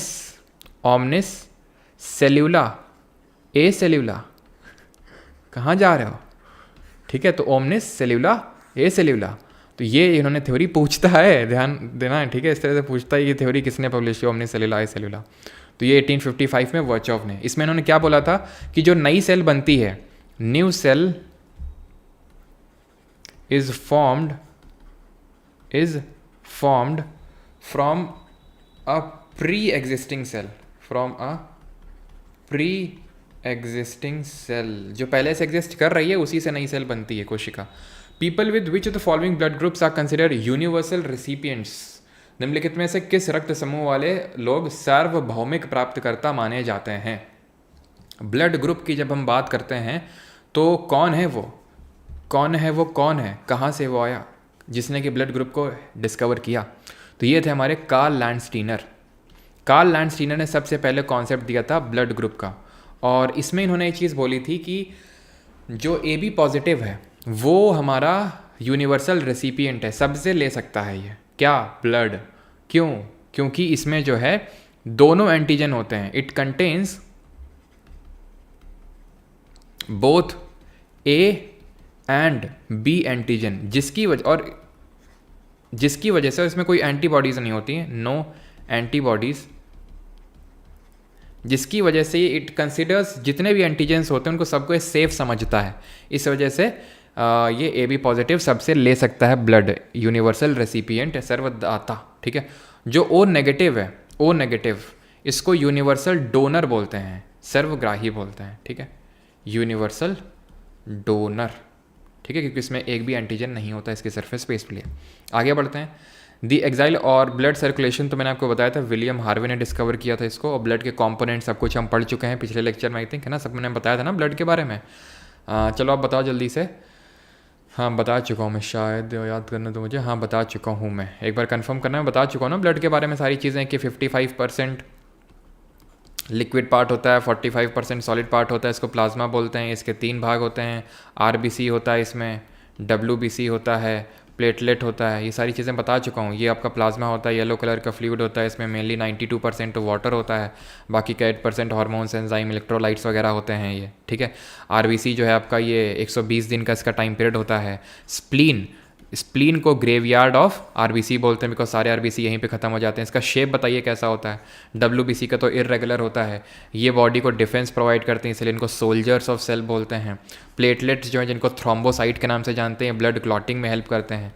सबसे ज़्यादा अमाउंट में RBC पाए जाते हैं, जो कि बाई कॉन्केव डिस्क शेप के होते हैं। सारी चीज़ें आपको हम लोग जो है पढ़ चुके हैं, बाई कॉन्केव डिस्क शेप, ठीक है। चलो, तो एक क्वेश्चन आप बता दो, WBC का टाइम पीरियड कितना होता है? RBC का तो मैंने बता दिया 120 दिन होता है, WBC का कितना होता है?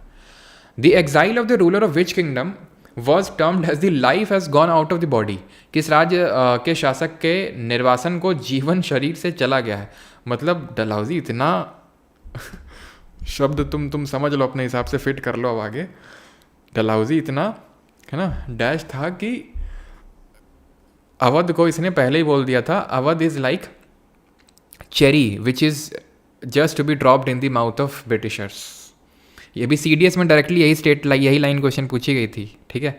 मतलब इससे पहले तो मैं करवा चुका था, ऑब्वियस सी बात है, PYQ सीरीज़ में हम लोगों ने देखा था, और ये क्वेश्चन रिपीट भी हुआ, CDS के एग्जाम में रिपीट हुआ, ऐसे ही पूछ चुका है कि मतलब ये स्टेटमेंट किसका है, ठीक है। तो डलहौजी ने बोला था कि अवध एक चेरी की तरह है जो कि ब्रिटिशर्स के मुँह में गिरने ही वाली है, और ठीक है। और इसने क्या किया, 1856 में, 1856 में यहाँ के जो रूलर, 56 में ही यहाँ के जो रूलर थे नवाब वाजिद अली शाह, ठीक है, नवाब वाजिद अली शाह, इनको डिपोर्ट कर दिया जेल, एक तरह से, मतलब वही कि कलकत्ता में ही एक जेल थी, वहाँ भेज दिया। क्यों? बोला कि तुम गवर्न नहीं कर पा रहे हो ढंग से अवध को, तो मिस गवर्नेंस के चलते जो है उसने भेज दिया। और अवध को जो है उसने, जो टपक सी रही थी हल्का से बस गिर नहीं, तो उसने जो है उसको काट के गिरा दिया ब्रिटिशर्स के मुंह में, और खुद भी चला गया यहाँ से। ये काम डलहौजी करके गया था। ध्यान रखना, जो मैंने स्टेटमेंट बोली है पूछता है आपसे कि it is like a cherry which is just to be dropped in the mouth of the Britishers.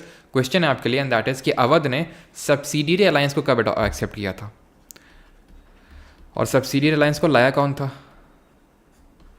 Subsidiary alliance जिसको बोलते हैं सहायक संधि, है ना। तो सहायक संधि को लाया गया था 1798 में, 1798 में लाया था ये वेलेस्ली, इसको लाया था वेलेस्ली, डलहौजी नहीं लाया था, ये चीज़ ध्यान रखने का, ठीक है। एक सेकंड, ठीक है, डलहौजी नहीं लाया था इसको, वेलेस्ली लेके आया था। और उसको सबसे पहले एक्सेप्ट करने वाला कौन था? इसको सबसे पहले एक्सेप्ट करने वाला था निज़ाम ऑफ हैदराबाद। निज़ाम ऑफ हैदराबाद ने इसको सबसे पहले एक्सेप्ट किया था 1798 में।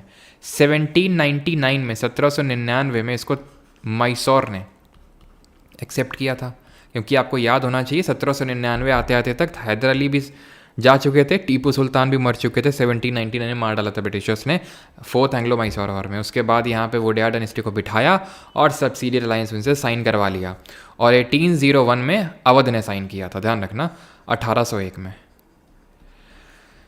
क्लियर है इतनी चीज़? सब्सिडी अलायंस में था क्या? था ये, इसमें ये बोला गया था जैसे अगर तुमने एक्सेप्ट कर लिया, मतलब रूलर को ये बोला गया था कि तुम एक्सेप्ट कर लो इसको, तो इससे क्या होगा? इससे ये होगा कि हम तुमको अपनी फ़ोर्स हटानी होगी जो तुम्हारी लोकल फ़ोर्स है, और तुम्हें ब्रिटिश फ़ोर्स को जो है एक्सेप्ट करना होगा जो हम फोर्स देंगे, प्लस एक हमारा बंदा परमानेंटली तुम्हारे कोर्ट में रहेगा, परमानेंटली। और तुम किसी अदर रूलर के साथ या फिर किसी अदर यूरोपियन पावर के साथ ट्रीटी में नहीं एंटर कर सकते हो तुम। ये 3 चीज़ें माननी पड़ेंगी। देख रहे हो, मतलब पूरा रूलर को ही मानना है। तो रूलर को मिलेगा क्या इसके बदले में? रूलर को ये मिलेगा कि अगर उस पर किसी ने अटैक किया तो जो है उसकी प्रोटेक्शन करेंगे ब्रिटिशर्स, बस इतना मिलेगा उसको, ठीक है। तो जिसने एक्सेप्ट कर लिया मजबूरी में वो तो कर लिया, जिसने नहीं किया उसको ज़बरदस्ती करवाया, जैसे कि मैसूर में, ठीक है। तो ये चीज़ है, ये था सब्सिडी अलायंस। ऐसा ही था डॉक्ट्रिन ऑफ लैप्स। अभी यहाँ पे मैं इसलिए बता रहा हूँ बिकॉज डलहौजी की चर्चा हुई है, इसलिए क्योंकि इसको डॉक्ट्रिन ऑफ लैप्स को डलहौजी लेके आया था। एक्चुअल में ये कॉन्सेप्ट तो कोई और ही लाया था, जैसे कि सब्सिडी अलायंस की अगर बात करें ना, तो ये फ्रेंच एक गवर्नर जनरल हुआ डुप्ले करके, उसने सबसे पहले इस कॉन्सेप्ट को रखा था। कॉन्सेप्ट वो लाया था लेकिन ढंग से यूज़ नहीं कर पाया था, वेलेस्ली ने यूज़ किया था। डॉक्ट्रिन ऑफ लैप्स की जब हम बात करते हैं तो 1848 में, 1848 में इसको लाया जाता है। और इसके तहत कौन कौन से हमारे ऑक्यूपाई किए जाते हैं? सतारा, संबलपुर और जैतपुर, संबलपुर और जैतपुर, और उदयपुर, उदयपुर, झांसी, ये सब जो है वो किए गए थे। नागपुर भी था, ठीक है, नागपुर। तो कब कब इन्होंने साइन किया था डॉक्ट्रिन ऑफ लैप्स को? तो यहाँ पे लिख देता हूँ मैं। सतारा की अगर बात करें तो सबसे पहले 1848 में, संबलपुर जैतपुर 1849 में, उदयपुर 1852 में, 1852 में, झांसी और नागपुर 1854 में। और इसी वजह से ही झांसी की रानी लक्ष्मीबाई जी ने पार्टिसिपेट किया था इन दी 1857 का जो रिवोल्ट हुआ था। और इसी कारणवश जो है नाना साहेब ने कानपुर से भी पार्टिसिपेट किया था, वहाँ से लीड किया था, क्योंकि डॉक्ट्रिन ऑफ लैप्स में ये था इसके तहत कि आप जो है इसको हड़प नीति बोलते थे, कि इसको अगर आपका कोई मतलब किंगडम है और उसका रूलर का अगर कोई बेटा नहीं है, और अगर है लेकिन वो अडॉप्टेड है, गोद लिया हुआ है, तो उस केस में ब्रिटिशर्स के हाथ में चला जाएगा वो kingdom. Who form the INC? बड़ा सिंपल सा स्ट्रेट फॉरवर्ड सा क्वेश्चन है, आसान सा, कि आपका जो भारतीय राष्ट्रीय कांग्रेस है इसको किसने गठन किया? तिलक जी ने, गोपाल कृष्ण गोखले जी ने, महात्मा गांधी जी ने, फिर एओ ह्यूम ने। सभी लोग जानते हैं कि 1885 में ये पार्टी बनती है, 1885 में। एलन ऑक्टेवियन ह्यूम, जो कि पेशे से एक ऑर्निथोलॉजिस्ट था, पक्षी वैज्ञानिक था ये, हाँ वही पक्षी, वो बोल सकते हैं जो पक्षियों से डील करता था, तो ऑर्निथोलॉजिस्ट था ये, फादर ऑफ इंडियन ऑर्निथोलॉजी इसी को बोलते हैं, एलन ऑक्टेवियन ह्यूम को। अब ये जब बनी थी तो इस समय वॉइसरॉय कौन हुआ करता था? और मैंने वो बता दिया था ना आपको, 1905 में जब बंगाल पार्टीशन हुआ था तो कौन वॉइसरॉय था? कर्जन था, अगर मैंने ना बताया हो तो कर्जन, क्योंकि इंपॉर्टेंट है वो, ठीक है। तो इसके समय में जब ये आपका क्या बोलते हैं इंडियन नेशनल कांग्रेस जब बनी थी, तो इसके टाइम पे वॉइसरॉय था डफरिन, डफर, ये था डफरिन। और इसने कांग्रेस को बोला था अ फैक्ट्री ऑफ सेडिशन, यानी कि राजद्रोह की एक factory, a factory of sedition. इसके फॉर्मेशन को लेके कुछ थ्योरीज आई थी, जैसे कि एक थ्योरी आई थी safety valve theory, safety valve theory. एक आई थी आपकी lightning conductor theory, lightning, spelling गलत है देख लेना थोड़ा सा, ठीक है, चलो लिख ही देते हैं, नहीं तो फिर कुछ स्टूडेंट जो है दिल पे ले लेते हैं। Lightning conductor theory. तो अगर हम सेफ्टी वॉल्व की बात करेंगे तो LLR that is Lala Lajpat Rai ji ने दी थी, और लाइटिंग कंडक्टर थ्योरी जो है गोपाल कृष्ण गोखले ने रखी थी, ठीक है। तो ये चीज़ है। बाकी तो आई थिंक मैं को बता चुका हूँ, नहीं बता चुका हूँ तो चलो लिख ही देता हूँ यहाँ पे लगे हाथ कि इसका जो पहला अधिवेशन है, फर्स्ट सेशन, ये कहाँ पे हुआ था? ये हुआ था गोकुल दास, और कितने लोगों ने अटेंड किया था ये बता दो बस। गोकुल दास तेजपाल संस्कृत कॉलेज में हुआ था। इन शॉर्ट में कॉलेज लिखे दे रहा हूँ, उतना तो आप समझते हैं। ये कहाँ पे है? ये बॉम्बे में। पहले कैलकाटा में होने वाला था, लेकिन फेमाइन वगैरह आ गया, सॉरी कैलकाटा बोल रहा हूँ, सूरत में होने वाला था, लेकिन फेमाइन वगैरह आ गया तो जिसकी वजह से बॉम्बे में हुआ। और इसको सबसे पहले 72 डेलीगेट्स, 72 लोगों ने, 72 हूर, ठीक है, तो 72 लोगों ने इसको अटेंड किया था, ठीक है, पहले सेशन को। और इसको किसने प्रेसाइड किया था? वोमेश चंद्र बनर्जी, ठीक है। चलो अगला वाला भी देख लेते हैं, जल्दी से बताइए सेकंड सेशन कहाँ पे हुआ था? दूसरा वाला जो हुआ था ये कैलकाटा में हुआ था। इसको किसने प्रेसाइड किया था? दादा भाई नवरोजी जी ने।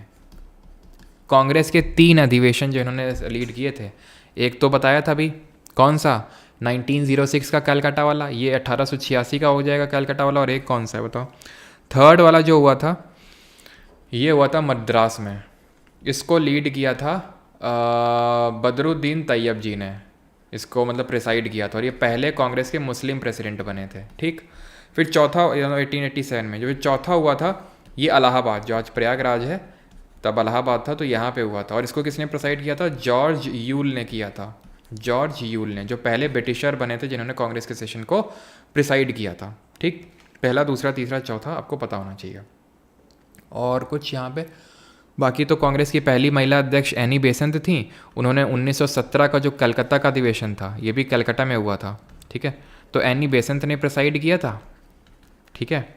और एक था आपका 1925 का जो कानपुर में हुआ था, इसको प्रेसाइड किया था सरोजिनी नायडू ने, और कांग्रेस की पहली भारतीय महिला अध्यक्ष बन गई थी।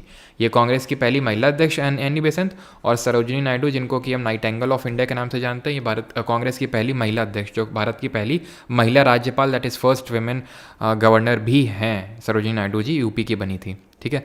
और एक question, and that is Gandhi ji ने एकमात्र कांग्रेस का सेशन, कौन सा सेशन को प्रेसाइड किया था? Thumba was chosen as the ideal site for a rocket launch due to presence of what? इसका जिक्र थोड़ा सा मैंने पिछले लेक्चर में किया था, अगर आपको याद हो, कि जब हमने देखा था कि इंडिया की पहली कम्युनिकेशन सैटेलाइट कौन थी, तो वो एप्पल थी, है ना, पहली कम्युनिकेशन सैटेलाइट की। वैसे तो आर्यभट्ट थी, लेकिन कम्युनिकेशन सैटेलाइट की बात करेगा तो एप्पल थी। तो मैंने आपको बताया था इसको लॉन्च हमने किया था फ्रेंच गयाना से। फ्रेंच गयाना कहाँ पड़ता है? फ्रांस, मतलब फ्रांस वैसे तो हमारा यूरोपियन कंट्री है, लेकिन फ्रेंच गयाना पड़ता है साउथ अमेरिका में, है ना, मैंने बताया था। और मैंने बताया था ऐसा क्यों, यहीं से क्यों लॉन्च करता है? क्योंकि यहाँ पे ये इक्वेटर के पास में है, और इक्वेटर के पास में ही आपको देखने को मिलेगा अर्थ का मैग्नेटिक इक्वेटर भी, ठीक है, ये है जियो मैग्नेटिक इक्वेटर, और यहीं पे पड़ता है आपका पास में थुम्बा। तो मैंने आपको बताया था कि यहाँ पे जो इक्वेटोरियल स्पीड होती है, इक्वेटोरियल स्पीड ज़्यादा होती है as compare to the polar speed. इसके पीछे का भी मैं आपको रीज़न समझाता हूँ, चलो समझा ही देता हूँ। आपको पता है कि अर्थ का ही हमारा शेप है, जहाँ पे अर्थ जो हमारी सेंटर पे बल्ज्ड है, फूली हुई है, और पोल्स पे, ध्रुवों पे फ्लैट है, चपटी हुई है। ऐसे शेप को हम क्या बोलते हैं, पहले तो ये बताइए। इसकी वजह से जो ये वाली डिस्टेंस है, यानी कि जो इक्वेटोरियल रेडियस है, वो ज़्यादा होगी as compare to polar radius. भले यहाँ पे हो सकता है ज़्यादा कम हो जाए, लेकिन मतलब एक्चुअल फिगर में ऐसे ही होगा कि ये ज़्यादा होगी और ये कम होती है। तो भाई हमें speed is equal to distance upon time formula तो हम बचपन से पढ़ते ही हैं। तो अगर डिस्टेंस ज़्यादा है तो स्पीड भी ज़्यादा रखनी होगी, तो यहाँ पे ज़्यादा डिस्टेंस कवर करनी, तो यहाँ पे स्पीड भी ज़्यादा होती है। तो इसकी वजह से यहाँ पे कम फ्यूल लगता है, कम ईंधन लगता है। तो ये थुम्बा से, जो कि कहाँ पे पड़ता है, केरल में पड़ता है, यहाँ से हम इनको लॉन्च करते हैं, ठीक है। और इसीलिए फ्रेंच गयाना से फ्रांस लॉन्च करता है। तो आंसर होगा ये इसका, इक्वेटोरियल इलेक्ट्रोजेट यहाँ पे अच्छे मिल जाते हैं, जिसकी वजह से फ्यूल, ईंधन कम लगता है, ठीक है। और गांधी जी ने 1924 में जो बेलगाम सेशन हुआ था उसको प्रिसाइड किया था, और it was the only session presided by Gandhi ji, ठीक है। कहाँ पे हुआ था? बेलगाम में। अगला क्वेश्चन है 12th, which of the following is not a web browser? निम्नलिखित में से कौन एक वेब ब्राउजर नहीं है? फायरफॉक्स, फेसबुक, गूगल, सफारी, सभी जानते हैं। फायरफॉक्स भी है ना, और गूगल भी है, सफारी आप जो एप्पल के प्रोडक्ट आते हैं आईपैड वगैरह, ये सफारी है, ये फायरफॉक्स है ना, इंटरनेट एक्सप्लोरर, क्रोम, ओपेरा। तो ये सब आपके वेब ब्राउज़र हैं। ये क्या है? ओपेरा है। ये क्या है? क्रोम है, ठीक है। एक वो आता था, किस क्या था यार उसका, वो चाइना वाला, अलीबाबा का। अलीबाबा वाले को क्या नाम था? अलीबाबा का जो एक चलता था, उसमें काफ़ी अतरंगी अतरंगी टाइप के नोटिफिकेशंस आते हैं उसमें। तो आंसर इसका होगा फेसबुक, ठीक है। तो फेसबुक एक सोशल मीडिया प्लेटफॉर्म है, ना कि एक वेब ब्राउज़र है। ये इंटरनेट एक्सप्लोरर है, जैसे मैंने बताया। माइक्रोसॉफ्ट का क्या है? माइक्रोसॉफ्ट का जो इंटरनेट, ये जो आपका वेब ब्राउज़र है वो है आपका एज, ठीक है। EDGE, एज है वो। अलीबाबा का क्या था, याद है किसी को? देखते हैं कमेंट में, किसी ने किसी तुम बताया होगा। हाँ, UC ब्राउज़र। UC ब्राउज़र, काफ़ी अतरंगी अतरंगी चीज़ें आती थी उसमें, नहीं? मैंने तो कभी देखा नहीं है, मतलब जिसके फ़ोन में मैं देखता था तो खट खट खट खट नोटिफिकेशन। 5 मिनट में कमाएं 1 लाख रुपए, 10 मिनट में कहें, ठीक है, 10 मिनट में करें चर्बी कम, इस तरह की जो है नोटिफिकेशन आते रहते थे। हाँ, फेसबुक अभी मेटा हो चुका है, यस। याहू भी है, याहू भी है आपका वेब ब्राउज़र। चलो, तो Indian constitution from which country were the concept of liberty, equality and fraternity adopted? तो कहाँ से लिए हमने ये? तो ऑस्ट्रेलिया से तो नहीं लिया। ऑस्ट्रेलिया से क्या लिया है? एस से अभी हमने देखा जॉइंट सिटिंग, एस से कर लो सिटिंग, तो यहाँ से हमने ली जॉइंट सिटिंग। अच्छा, जॉइंट सिटिंग के रिगार्डिंग एक चीज़ ध्यान रखना, ये मनी बिल यानी धन विधेयक जो होता है, ये जो कॉन्स्टिट्यूशनल अमेंडमेंट बिल है, यानी कि जो आपका संवैधानिक संशोधन, कॉन्स्टिट्यूशनल अमेंडमेंट बिल, संवैधानिक संशोधन अधिनियम है, इस केस में संयुक्त बैठक राष्ट्रपति नहीं बुला सकता। इसके पीछे का पर्पस ये है कि पहली बात तो मनी बिल में लोकसभा और राज्यसभा के पास इक्वल पावर नहीं है, लोकसभा के पास ज़्यादा पावर है। कॉन्स्टिट्यूशनल अमेंडमेंट बिल में जॉइंट सिटिंग ना रखने का पर्पस ये है, लॉजिक ये है कि ज़बरदस्ती करके कॉन्स्टिट्यूशन में अमेंडमेंट नहीं करना है, जबरन नहीं करना है, ठीक है, कि आ जाओ चलो पास करवा दो, ऐसा नहीं, ठीक है। जब तक दोनों हाउस स्पेशल मेजोरिटी से नहीं राजी होंगे तब तक संविधान में संशोधन नहीं हो सकता है। जॉइंट सिटिंग, ठीक है। ट्रा से यहाँ ले लो, ट्रा से ले लो ट्रेड एंड कॉमर्स, तो जो ट्रेड एंड कॉमर्स हैं वो लिए हैं हम। और एल से लिस्ट, लिस्ट किसकी? लिस्ट कौन सी? जॉइंट नहीं, जॉइंट लिस्ट इसको हम बोल सकते हैं कॉन्करेंट लिस्ट, ठीक है। इसको हम बोलते हैं समवर्ती सूची, ठीक है। हमारी 3 लिस्ट होती हैं, कौन से शेड्यूल में होती हैं जरा बताओ? यूनियन लिस्ट, स्टेट लिस्ट और कॉन्करेंट लिस्ट, कौन से शेड्यूल में? कनाडा से क्या लिए हैं? तो कनाडा से लिए हैं, चलो आप ऐसे रिकॉल करो, पिक्चर देख लोगे तो फिर रिकॉल नहीं करोगे खुद से। तो कनाडा, सी से कनाडा और सी से सेंटर। सेंटर मतलब रेजिडुअरी पावर। देखो शेड्यूल 7 में हमारा यूनियन, स्टेट और कॉन्करेंट लिस्ट है ना। रेजिडुअरी लिस्ट वो लिस्ट होती है, फिर रेजिडुअरी पावर उनको बोलते हैं कि भाई वो सब्जेक्ट जो इन तीनों लिस्ट में मेंशन नहीं है उसको रेजिडुअरी लिस्ट या रेजिडुअरी सब्जेक्ट बोलेंगे, और उस पर कानून बनाने की जो पावर है वो सेंटर के पास होती है। तो सी से कनाडा, सी से सेंटर। कनाडा से लिया है, यहाँ से देख लो या लिखा होगा quasi federal form of government, या फिर इसी को हम बोलते हैं federation with a strong centre. इसका मतलब क्या होता है? आराम से आहिस्ते से समझ लेना, बड़ी इंपॉर्टेंट चीज़ें हैं। Federation with a strong centre, again centre आ गया, सी से सेंटर। इसका मतलब ये होता है, देखिए फेडरेशन का मतलब ये होता है कि यूनियन और स्टेट्स के बीच में पावर का division, that is called as federation. लेकिन हमारे इंडिया में कैसा फेडरेशन है, कैसा फेडरल नेचर है? क्वाज़ाई फेडरल है हम। ये किसने बोला था क्वाज़ाई फेडरल? किसने इंडिया के फेडरेशन को कोऑपरेटिव फेडरलिज्म बोला था? किसने इंडिया के फेडरलिज्म को बार्गेनिंग फेडरलिज्म बोला था? डायरेक्टली क्वेश्चन पूछता है। तो इसका मतलब ये होता है कि हमारे यहाँ पे राज्यों को शक्तियाँ तो मिली हुई हैं, लेकिन केंद्र के पास ज़्यादा है। एक उदाहरण के तौर पे अभी आपने सुना होगा वेस्ट बंगाल में कैसा क्या चल रहा था, मिस गवर्नेंस। तो सेंटर से डिमांड चल रही थी कि यहाँ पे लगा दो, प्रेसिडेंट रूल लगा दो। तो अगर कोई ढंग से बिहेव नहीं करता है स्टेट, तो वहाँ प्रेसिडेंट रूल लग सकता है और वहाँ पे सेंटर का कंट्रोल हो जाएगा। तो है ना सेंटर के पास ज़्यादा पावर। तो ऐसे और भी बहुत सारे हमारे कॉन्स्टिट्यूशनल प्रोविजंस हैं जो ये हमें बताते हैं कि किस तरह से सेंटर को थोड़ी ज़्यादा पावर मिली हुई है। तो सी से कनाडा, सी से सेंटर, ये चीज़ कनाडा में भी है। और क्या है? और है appointment of governor by centre in state, लिखा होगा यहाँ पे, नहीं लिखा है ना, नहीं लिखा है लेकिन ये ऐड कर लो, गवर्नर्स को जो अपॉइंट किया जाता है बाई सेंटर, तो यहाँ भी सी से सेंटर आ गया। अब तुम बोलोगे सर ये तो गवर्नमेंट ऑफ इंडिया 1935 से लिए हुए हैं ऑफिस ऑफ गवर्नर, बिल्कुल राज्यपाल का एक पद होना चाहिए राज्यपाल नाम का, वो 1935 के एक्ट से लिए हैं, जिससे कि हमने अपने कॉन्स्टिट्यूशन का मेजर पार्ट बोरो किया है। ठीक है, कॉन्स्टिट्यूशन का जो मेजर पार्ट है हमारा, वो यहीं से हमने इसको बोरो किया है 1935 के एक्ट से ही। ठीक है, स्ट्रक्चरल पार्ट, संविधान जो मूल ढांचा है वो 1935 के एक्ट से ही लिया है। लेकिन जो राज्यपाल की नियुक्ति होती है बाई सेंटर, वो कनाडा से ली है, चीज़ ध्यान रहेगी। क्वाजाई फेडरल बोला था केसी वेरे ने, किसने बोला था? केसी वियरे ने। कोऑपरेटिव फेडरलिज्म किसने बोला था? ग्रैनविल ऑस्टिन ने, ग्रैनविल ऑस्टिन ने। बार्गेनिंग फेडरलिज्म किसने बोला था? ये बोला था आपके जो क्या नाम था, मॉरिस जॉन्स। ठीक है, मॉरिस जॉन्स, ये नाम याद रखिएगा, बड़े इंपॉर्टेंट हैं। जर्मनी से क्या लिया? जर्मनी से एक तो वित्तीय आपातकाल लिया है, फाइनेंशियल इमरजेंसी ली है, और जो सस्पेंशन हो जाता है फंडामेंटल राइट्स का, सस्पेंशन ऑफ फंडामेंटल राइट, मौलिक अधिकारों को सस्पेंड कर दिया जाता है ड्यूरिंग द इमरजेंसी, वो लिए हैं। और लिबर्टी, इक्वलिटी, फ्रेटर्निटी लिए हैं फ्रांस के कॉन्स्टिट्यूशन से। अभी मैंने आपको प्रियम्बल के दर्शन करवाए हैं, लेकिन प्रियम्बल के अंदर आपको अभी मैं नहीं ले गया हूँ, तो इसीलिए मैं liberty of thought, expression, belief, faith and worship, equality of status, opportunity, सब डिस्कस नहीं कर रहा हूँ अभी। अगर आपको पता है तो अच्छी बात है कि लिबर्टी 5 तरह की दी हुई है, thought, expression, belief, faith and worship in the preamble.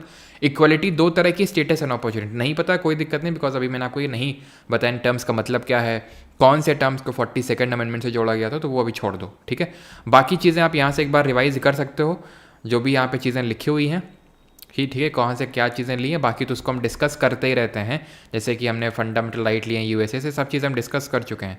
बाकी आप आराम से बैठ के मतलब देख लो, बाकी तो मैं आपको आगे करवाता रहूँगा। जैसे जापान में हमने प्रोसीजर स्टैब्लिश्ड बाई लॉ लिया है, ऑस्ट्रेलिया का डिस्कस कर ही चुके हैं, साउथ अफ्रीका से अमेंडमेंट लिया है, प्लस राज्यसभा में जो इलेक्शन होता है मेंबर्स का, ध्यान रखना, नॉमिनेशन जो होता है राज्यसभा में 12 मेंबर्स को नॉमिनेट करता है प्रेसिडेंट राज्यसभा में, वो चीज़ आयरलैंड से ली है। लेकिन राज्यसभा में जो 238 मेंबर इलेक्ट होते हैं, पता ना आपको कि राज्यसभा में हमने पता पढ़ा है कि आर्टिकल नंबर 80 में दिया हुआ है कि मैक्सिमम 250 मेंबर हो सकते हैं, 250, जिसमें 238 इलेक्ट होके आएंगे, proportional representation plus single transferable vote, यानी कि अनुपातिक प्रतिनिधित्व प्लस एकल संक्रमणीय मत की प्रणाली से, और 12 जो है नॉमिनेट होते हैं लिसैस, लिटरेचर, साइंस, आर्ट और सोशल सर्विस के फील्ड में।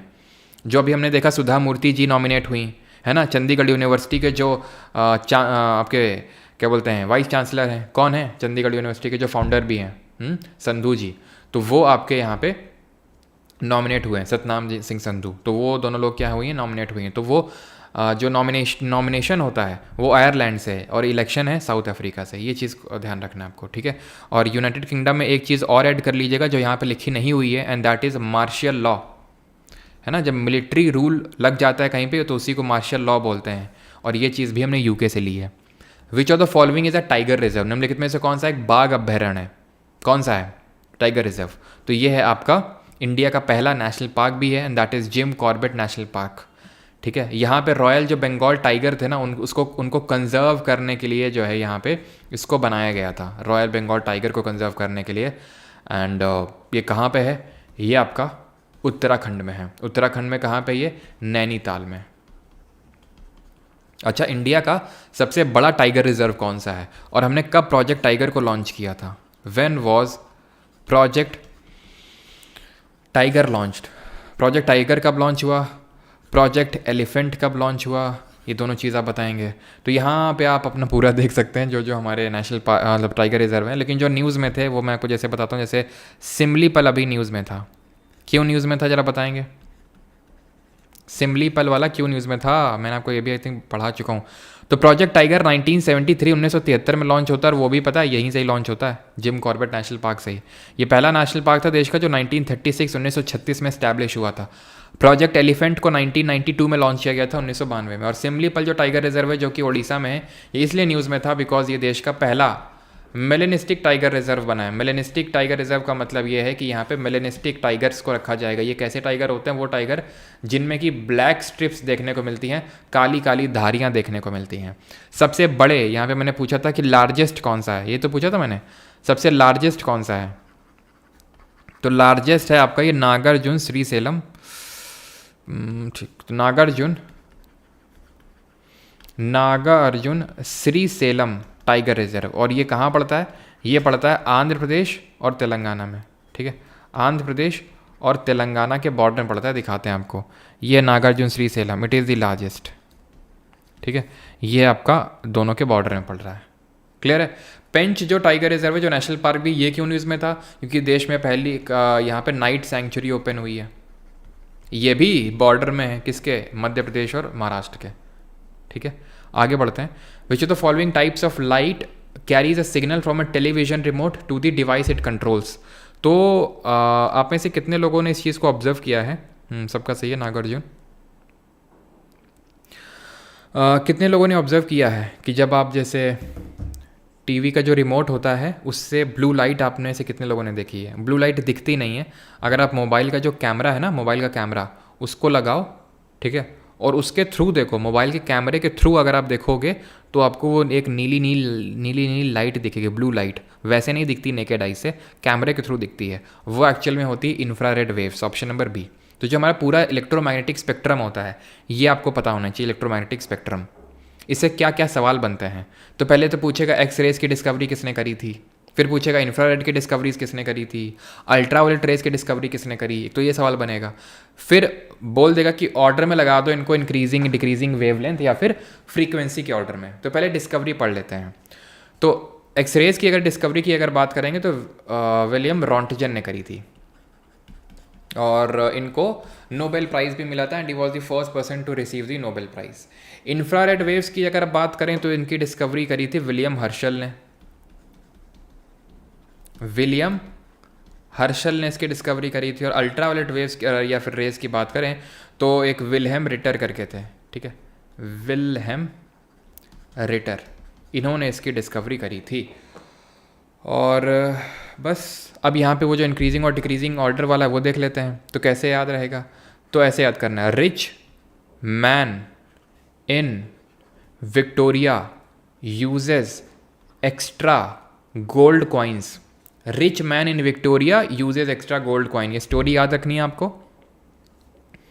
और ये डिक्रीजिंग वेवलेंथ का ऑर्डर है, ठीक है। लेफ्ट से राइट आप जाएंगे तो यहाँ पे आपकी तरंग दैर्ध्य, जिसकी एसआई यूनिट क्या होती है जरा बताइए, तो वो घटती जाती है। और हमें ये पता होना चाहिए कि वेवलेंथ और फ्रीक्वेंसी, तरंग दैर्ध्य और जो आवृत्ति होती हैं, एक दूसरे के इन्वर्सली प्रोपोर्शनल होती हैं, ठीक है। इन्वर्सली प्रोपोर्शनल का मतलब है कि अगर वेवलेंथ डिक्रीज हो रही है तो फ्रीक्वेंसी इंक्रीज होगी। वेवलेंथ की एसआई यूनिट मीटर होती है और फ्रीक्वेंसी ने आवृत्ति की हर्ट्ज या फिर सेकंड इनवर्स होती है, ठीक है। तो यहाँ पे ऑप्शन नंबर बी आंसर हो जाएगा। अगला है 16th, what kind of a tax is GST? किस प्रकार का एक कर है? तो टैक्स हमारे दो तरह के होते हैं, तो मतलब ऑप्शन है आपके वैल्यू टैक्स है, इनडायरेक्ट टैक्स है, डायरेक्ट टैक्स है, फिर इनकम टैक्स है। तो देखो टैक्स हमारे दो तरह के होते हैं, डायरेक्ट और इनडायरेक्ट, प्रत्यक्ष और अप्रत्यक्ष। डायरेक्ट टैक्स और इनडायरेक्ट टैक्स में अंतर क्या होता है? What is the difference between the two? ये हम आपको बताएंगे पानी पीने के बाद। पानी खत्म हो चुका है, लो कोई नहीं, तो फिर बताना ही पड़ेगा। डायरेक्ट टैक्स की अगर बात करेंगे तो ये क्या है कि गवर्नमेंट को ये आप डायरेक्टली पे करते हो, इसको can not be passed on. मतलब अगर मेरे पे 1 लाख का डायरेक्ट टैक्स पड़ा है तो मैं किसी पे पास नहीं कर सकता हूँ। मतलब अभी तुम्हें समझाओगे, जैसे कि अभी कल कोर्स रिलीज़ हुआ कोर्स, फीस थी 999। क्या आपको लग रहा है ये पूरा 999 मुझे मिलेगा? बिल्कुल नहीं। इसमें पहले मुझे क्या करना पड़ेगा, 18% जो है सरकार को दे देना होगा। जी हाँ, इसका 18% सीधा गवर्नमेंट ऑफ इंडिया को जाएगा। ये क्यों? क्योंकि ये है GST, goods and service tax, जिसको बोलते हैं। गवर्नमेंट बोलती है कि हम डायरेक्टली लोगों से नहीं लेंगे, हम डायरेक्टली बदनाम नहीं होंगे, तुम लो लोगों से और हमें दो। तो ये मेरे ऊपर डिपेंड करता है कि मैं आपसे लूँ या ना लूँ। जैसे गवर्नमेंट मुझसे 18% चार्ज कर रही है तो मैं इसमें 18% लगाऊँ बढ़ा के, और वो मैं रेट रख दूँ, और वो चीज़ जो है आप पे कर रहे हैं और मैं गवर्नमेंट को दे रहा हूँ। तो यानी मैंने पास ऑन कर दिया वो 18% आप पे। लेकिन इसको जैसे अब ये क्या है, जैसे 18% है, अब जो भी इसका 18% आएगा, मान लेते हैं कि 1000 है, ठीक है, मान लेते हैं 1000 है, तो इसका 18% कितना होगा? 180 रुपये, सिंपल, ठीक है, सबको पता है 180 रुपये। अब कितना बचा इसमें से? तो 200 को हटाएंगे तो 800 और 820 रुपये बचा, ठीक है, 820। अब ये भी इसमें भी पूरा मेरा नहीं है, इसमें अब मुझे भरना होगा इनकम टैक्स। ये जो इनकम टैक्स है ये डायरेक्ट टैक्स होता है, अब ये मैं आप पे पास ऑन नहीं कर सकता हूँ, ठीक है, इसमें भी मुझे भरना पड़ेगा। तो कुल मिला के जो है वहाँ फिर आके वही 500 टाइप जो है बचता है घर में, ऐसा टाइप होता है, सबके साथ होता है, ठीक है। तो जीएसटी इसको बोलते हैं, goods and service tax, indirect tax है, और इनकम टैक्स जो है ये आपका एक डायरेक्ट टैक्स है। कॉर्पोरेट टैक्स जो बिजनेसेस भरते हैं, security transaction tax, capital gains tax. Capital gains tax क्या होता है? अब जैसे मैंने जैसे मान लो शेयर्स में इन्वेस्ट कर रखा है, ठीक है, या फिर मान लो मैंने प्रॉपर्टी खरीदी, उसको कहीं मैंने बेचा, तो वो एक कैपिटल है, पूंजी है। तो उसमें जितने कि अभी मुझे गेन हुआ, अगर मैंने मान लो कि 5 लाख का कोई ज़मीन खरीदा और उसको मैंने बेच दिया 8 लाख पे, तो 3 लाख का जो गेन हुआ ना, उस पर जो टैक्स पड़ता है उसको कैपिटल गेंस टैक्स पड़ते हैं, बोलते हैं। डिविडेंड डिस्ट्रीब्यूशन टैक्स, तो ये डिफरेंट टाइप के डायरेक्ट टैक्सेस होते हैं। ऐसे ही गिफ्ट टैक्स होता है, यहाँ पे एक नोट कर लो। अगर किसी को आप ऐसे गिफ्ट दे रहे हो, काफ़ी लोग होते हैं ना कि जिनके पास बहुत ही ज़्यादा पैसा होता है, तो ऐसे गिफ्ट दे देते हैं। जैसे आप सुनते होगे सलमान खान ने इनको, केएल राहुल को विराट कोहली ने पता नहीं क्या BMW दे दी, ऑडी दे दी, सब। तो ये सारी चीज़ें होती हैं, तो ध्यान रखना इसमें कि हम पेपर टैक्स किसको बोलते हैं, इसमें भी कभी कभी क्वेश्चन पूछ लेता है आपसे, ठीक है। पेपर टैक्स किसको बोलते हैं, जल्दी से बताइए। हाँ, रेंज रोवर, हाँ रेंज रोवर भी, रेंज रोवर कितने की आती है, काफ़ी महंगी आती है ना रेंज रोवर। क्योंकि जब हम जाते थे ना तो हमारे दोस्त लोग कुछ थे, भाई रेंज रोवर खड़ी है, रेंज रोवर। मुझे लगता था क्या हो गया, रेंज रोवर नॉर्मल लिए तो बोलेरो की तरह लग रही है। शायद काफ़ी महंगी आती है वो। हम, मुझे पता नहीं था सर 180 रुपये होगा, 180 रुपये ही होता है, ठीक है। हाँ, प्राइमरी डेफिसिट कहाँ से लाया कल्पना राजपूत जी, कर प्राइमरी डेफिसिट यहाँ पे क्या काम है, प्राइमरी डेफिसिट नहीं। तो पेपर टैक्स यहाँ पे एक तो गिफ्ट टैक्स होता है, और जो आपका इनकम टैक्स है ये पेपर टैक्स कहलाते हैं। डायरेक्ट टैक्स को हम प्रोग्रेसिव नेचर का बोलते हैं। प्रोग्रेसिव नेचर का मतलब ये होता है कि जैसे जैसे आपकी इनकम बढ़ेगी तो इनकम पे लगने वाला का जो टैक्स रेट होता है वो भी बढ़ता जाएगा, आपका जो टैक्स की रेट है वो भी बढ़ती जाएगी। इनडायरेक्ट टैक्स क्या है, ये प्रोपोर्शनल नेचर का होता है, सब पे एक तरह से लगता है। जैसे मान लो ये कोर्स खरीदा मेरा 999 का, किसी के घर की सालाना जो आय हो सकती है वो 2 लाख भी हो सकती है, और किसी के घर की जो सालाना आय है वो 20 लाख भी हो सकती है। हो सकता है कि सालाना इनकम 2 करोड़ के भी हो, कोई पता नहीं। तो ठीक है, 2 लाख और 20 लाख को कंपेयर कर लेते हैं, तो 20 लाख भी होगी। तो 2 लाख वाले पे भी 18% जीएसटी लग रहा है, जो मैं लगा रहा हूँ, अगर लगाऊंगा तो, ठीक है, अगर मैं चार्ज करूँगा तो। और अभी ये समझ लो बिना जीएसटी वाला ही प्राइस है। फिर जो बाद में, अभी मैंने कल बताया था ना लिमिटेड टाइम ऑफर है, फिर जीएसटी लग के हो जाएगा वो, ठीक है। तो अभी आपका जीएसटी मैं बियर किए ले रहा हूँ। तो फिर मैंने क्या बताया था, हाँ, अगर 20 लाख का है तो भी आप पे उतना ही आप भरेंगे, ठीक है, जीएसटी। अब प्रोग्रेसिव में क्या होता है कि अगर मेरी मान लेते हैं कि 2 लाख के केस में तो कोई टैक्स ही नहीं पड़ेगा, एग्जेम्प्टेड कैटेगरी में आता है। थ्रेशोल्ड होता है कि जैसे 5 लाख, ठीक है, कहीं मतलब एक नया रिवाइज्ड आया 7 लाख की, इससे अगर आप इनकम नीचे तो आप पे कोई टैक्स नहीं पड़ेगा, इसके ऊपर ही टैक्स पड़ेगा। तो मान लेते हैं मेरी इनकम 10 लाख है, तुम्हारी इनकम 40 लाख है, तो मुझे कम टैक्स पे करना पड़ेगा, तुम्हें ज़्यादा टैक्स पे करना पड़ेगा, रेट भी, क्योंकि तुम्हारी इनकम ज़्यादा है, तो ऊपर जाते जाओगे तो ज़्यादा टैक्स पड़ेगा, ठीक है। तो मतलब ये इक्वालिटी प्रमोट करता है, लेकिन ये नहीं करता है। क्लियर इतनी चीज़। तो जीएसटी एक इनडायरेक्ट टैक्स है। ऑप्शन नंबर बी, एक देश एक कर। पहले बहुत सारे टैक्स होते थे, जैसे वैल्यू एडेड टैक्स होता था, और भी टैक्स होते थे, तो उन सबको एमलगमेट करके जीएसटी ले आया गया था 1 जुलाई 2017 को। जीएसटी काउंसिल, और किस अमेंडमेंट से आया था जरा बताना, कौन सा कॉन्स्टिट्यूशनल अमेंडमेंट हुआ था। और ये पता होना चाहिए कि आपका ये आर्टिकल नंबर 279A, अनुच्छेद नंबर 279 का में दिया हुआ है जीएसटी काउंसिल के बारे में। जो जीएसटी काउंसिल होती है उसके बारे में दिया हुआ है आर्टिकल नंबर 279A में। और कौन सा अमेंडमेंट है, ये आपका 101 अमेंडमेंट है, 101। 100वां वाला India Bangladesh land boundary agreement, 101 GST, 102 backward जो कमीशन है उसको कॉन्स्टिट्यूशनल स्टेटस मिला था, 103 ईडब्ल्यूएस को रिजर्वेशन, 104 एंग्लो इंडियन और का नॉमिनेशन खत्म कर दिया गया था, और 105 में वो कुछ SC ST के जो लिस्ट है उसको जारी करने को लेकर स्टेट्स को पावर दी गई थी। और 106 आपने अभी देखा होगा कि विमेंस को रिजर्वेशन दिया गया है 1/3 लोकसभा और लेजिस्लेटिव असेंबली में। विच of the following river flows into Andaman और निकोबार आइलैंड्स, इनमें से कौन सी नदी अंडमान निकोबार द्वीप समूह में बहती है, पेरियार, पेन्नर, कल्पोंग या फिर बड़ाकर। ये भी क्वेश्चन आपका पूछा जा चुका है। सबका सही है। आनंद, पूर्णिमा, भूमिका, परी, लावण्या, दृष्टि, जीनियस, यशी, अभिजीत, तनिष्क। तो यहाँ पे सही आंसर क्या होगा, पेरियार की अगर हम बात करें तो ये केरल की एक नदी है, ठीक। पेन्नर आंध्र प्रदेश की है, मैं भी आपको लोकेट करके दिखाता हूँ। जैसे ये साउथ इंडिया है हमारा, ये केरल है, तो यहाँ पे एक भरतपूजा है जो वेस्ट की तरफ बहती है और यहीं से के नीचे पेरियार है जिसको लाइफ लाइन ऑफ केरल के नाम से जानते हैं। यहाँ पे आंध्र प्रदेश है और इस तरह से आंध्र प्रदेश में एक नदी बहती है, इसको बोलते हैं पेन्नर। तो पेन्नर आपकी एक ईस्ट फ्लोइंग रिवर है, पेरियार वेस्ट फ्लोइंग रिवर है, ठीक है। कलपोंग इसका सही आंसर होगा। बढ़ाकर किसकी है? तो बढ़ाकर ऐसी है कि जैसे यहाँ से गंगा आती है, ये आपको पता होगा ना, एक सेकंड रुको, ये आपको पता होगा ना, गंगा आती है यहाँ से जिसको कि हम पद्मा के नाम से जानते हैं बांग्लादेश में। देन यहाँ से आपकी ब्रह्मपुत्रा जिसको हम जमुना के नाम से जानते हैं बांग्लादेश में। जब दोनों मिल जाती हैं तो ये बन जाती मेघना, ये बन जाती मेघना। और इस मेघना को ज्वाइन करती है एक सॉरी, ये तो बढ़ाकर तो आपकी यहाँ पे झारखंड में हो जाएगी, ये आपकी दूसरी, इसका नाम कोई बताएगा? ये भी कुछ सिमिलर नेम के साथ है, बी से ही नाम स्टार्ट होता है।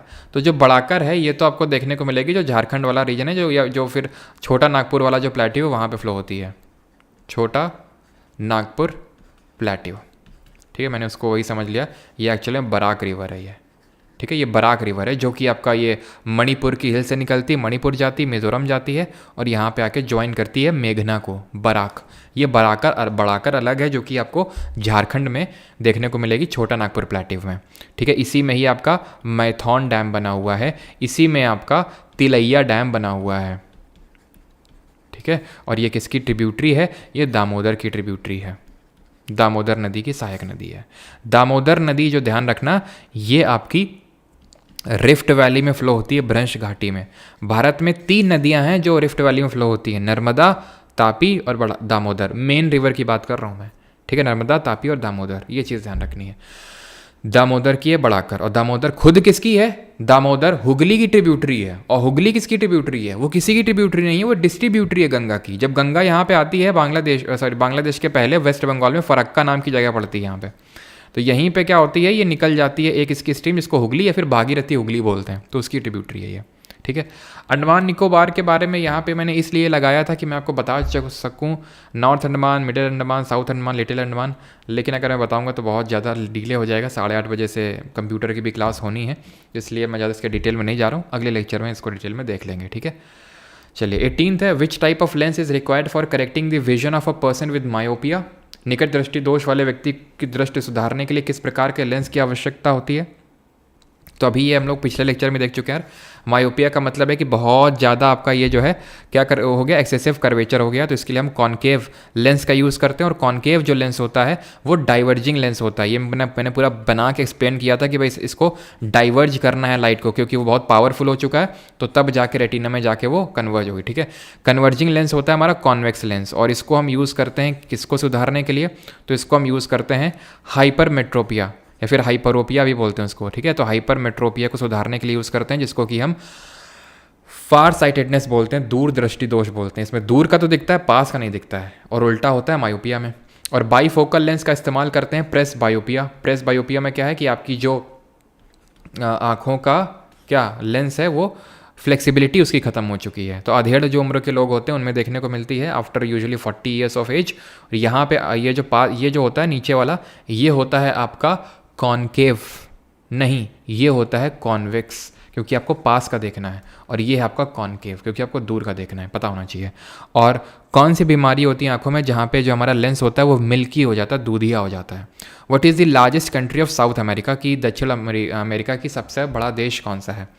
ब्राज़ील है, कोलंबिया है, अर्जेंटीना है या फिर बोलीविया है? तो साउथ अमेरिका की अगर हम बात करें तो इसके रिगार्डिंग हम अभी तक क्या क्या पढ़ चुके हैं? हम ये पढ़ चुके हैं कि इसमें 2 लैंड लॉक्ड कंट्री कौन सी हैं, बताइए जल्दी से।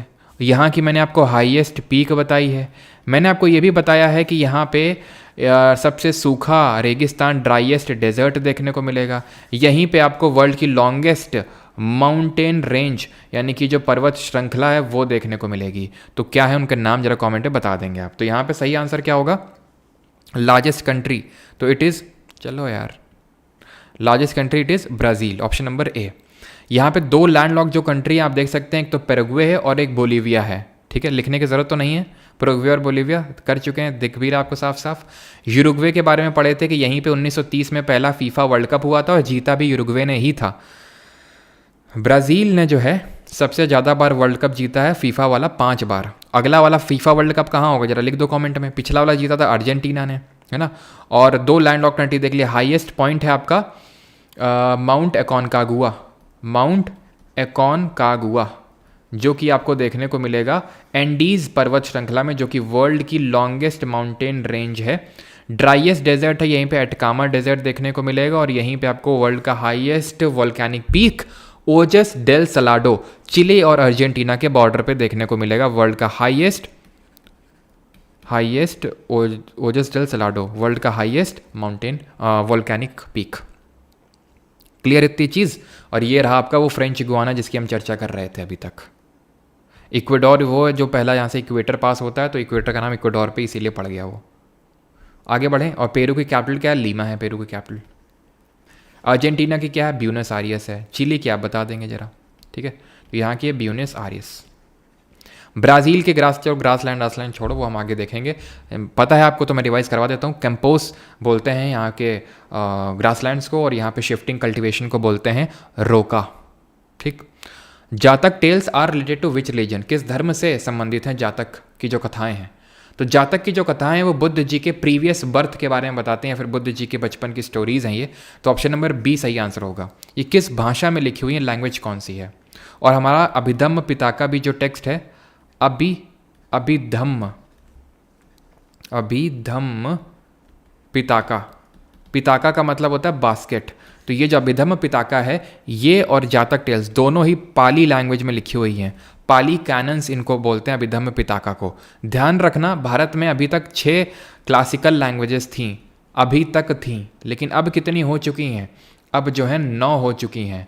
3 कौन सी ऐड हुई हैं, पी पर पौवा पर्सन नहीं, पाली, प्राकृत और पर्शियन जिसको कि फारसी बोलते हैं। तो टोटल 9 क्लासिकल लैंग्वेजेस हो चुकी हैं अभी। क्लियर है। तो पाली लैंग्वेजेस में ये लिखी हुई है ये सारी हमारी, ठीक है। अभिधम्म पिताका में क्या क्या आते हैं, अभिधम्म पिताका, सॉरी क्या बोल रहा हूँ मैं, ये त्रिपिताका, ठीक है, त्रिपिताका जिनको पाली कैनन्स के नाम से जानते हैं। त्रिपिताका क्या क्या आते हैं इसमें, एक तो अभिधम्म पिताका आता है,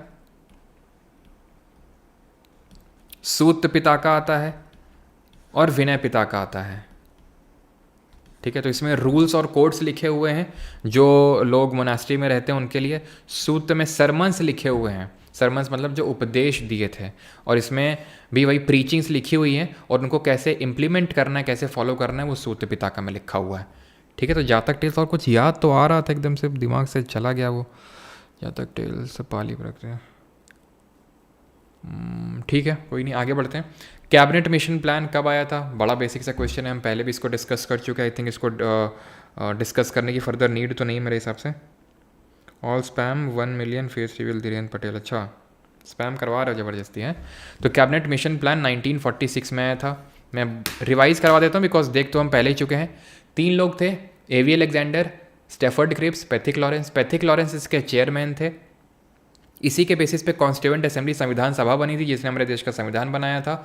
और 389 मेंबर होने थे कॉन्स्टिट्यूएंट असेंबली में, 389, 296 ब्रिटिश भारत से, ब्रिटिश इंडिया से, 93 आने थे प्रिंसली स्टेट से, ठीक है। और 211 लोगों ने पहली कॉन्स्टिट्यूएंट असेंबली की मीटिंग को अटेंड किया था जो 9 दिसंबर 1946 को हुई थी।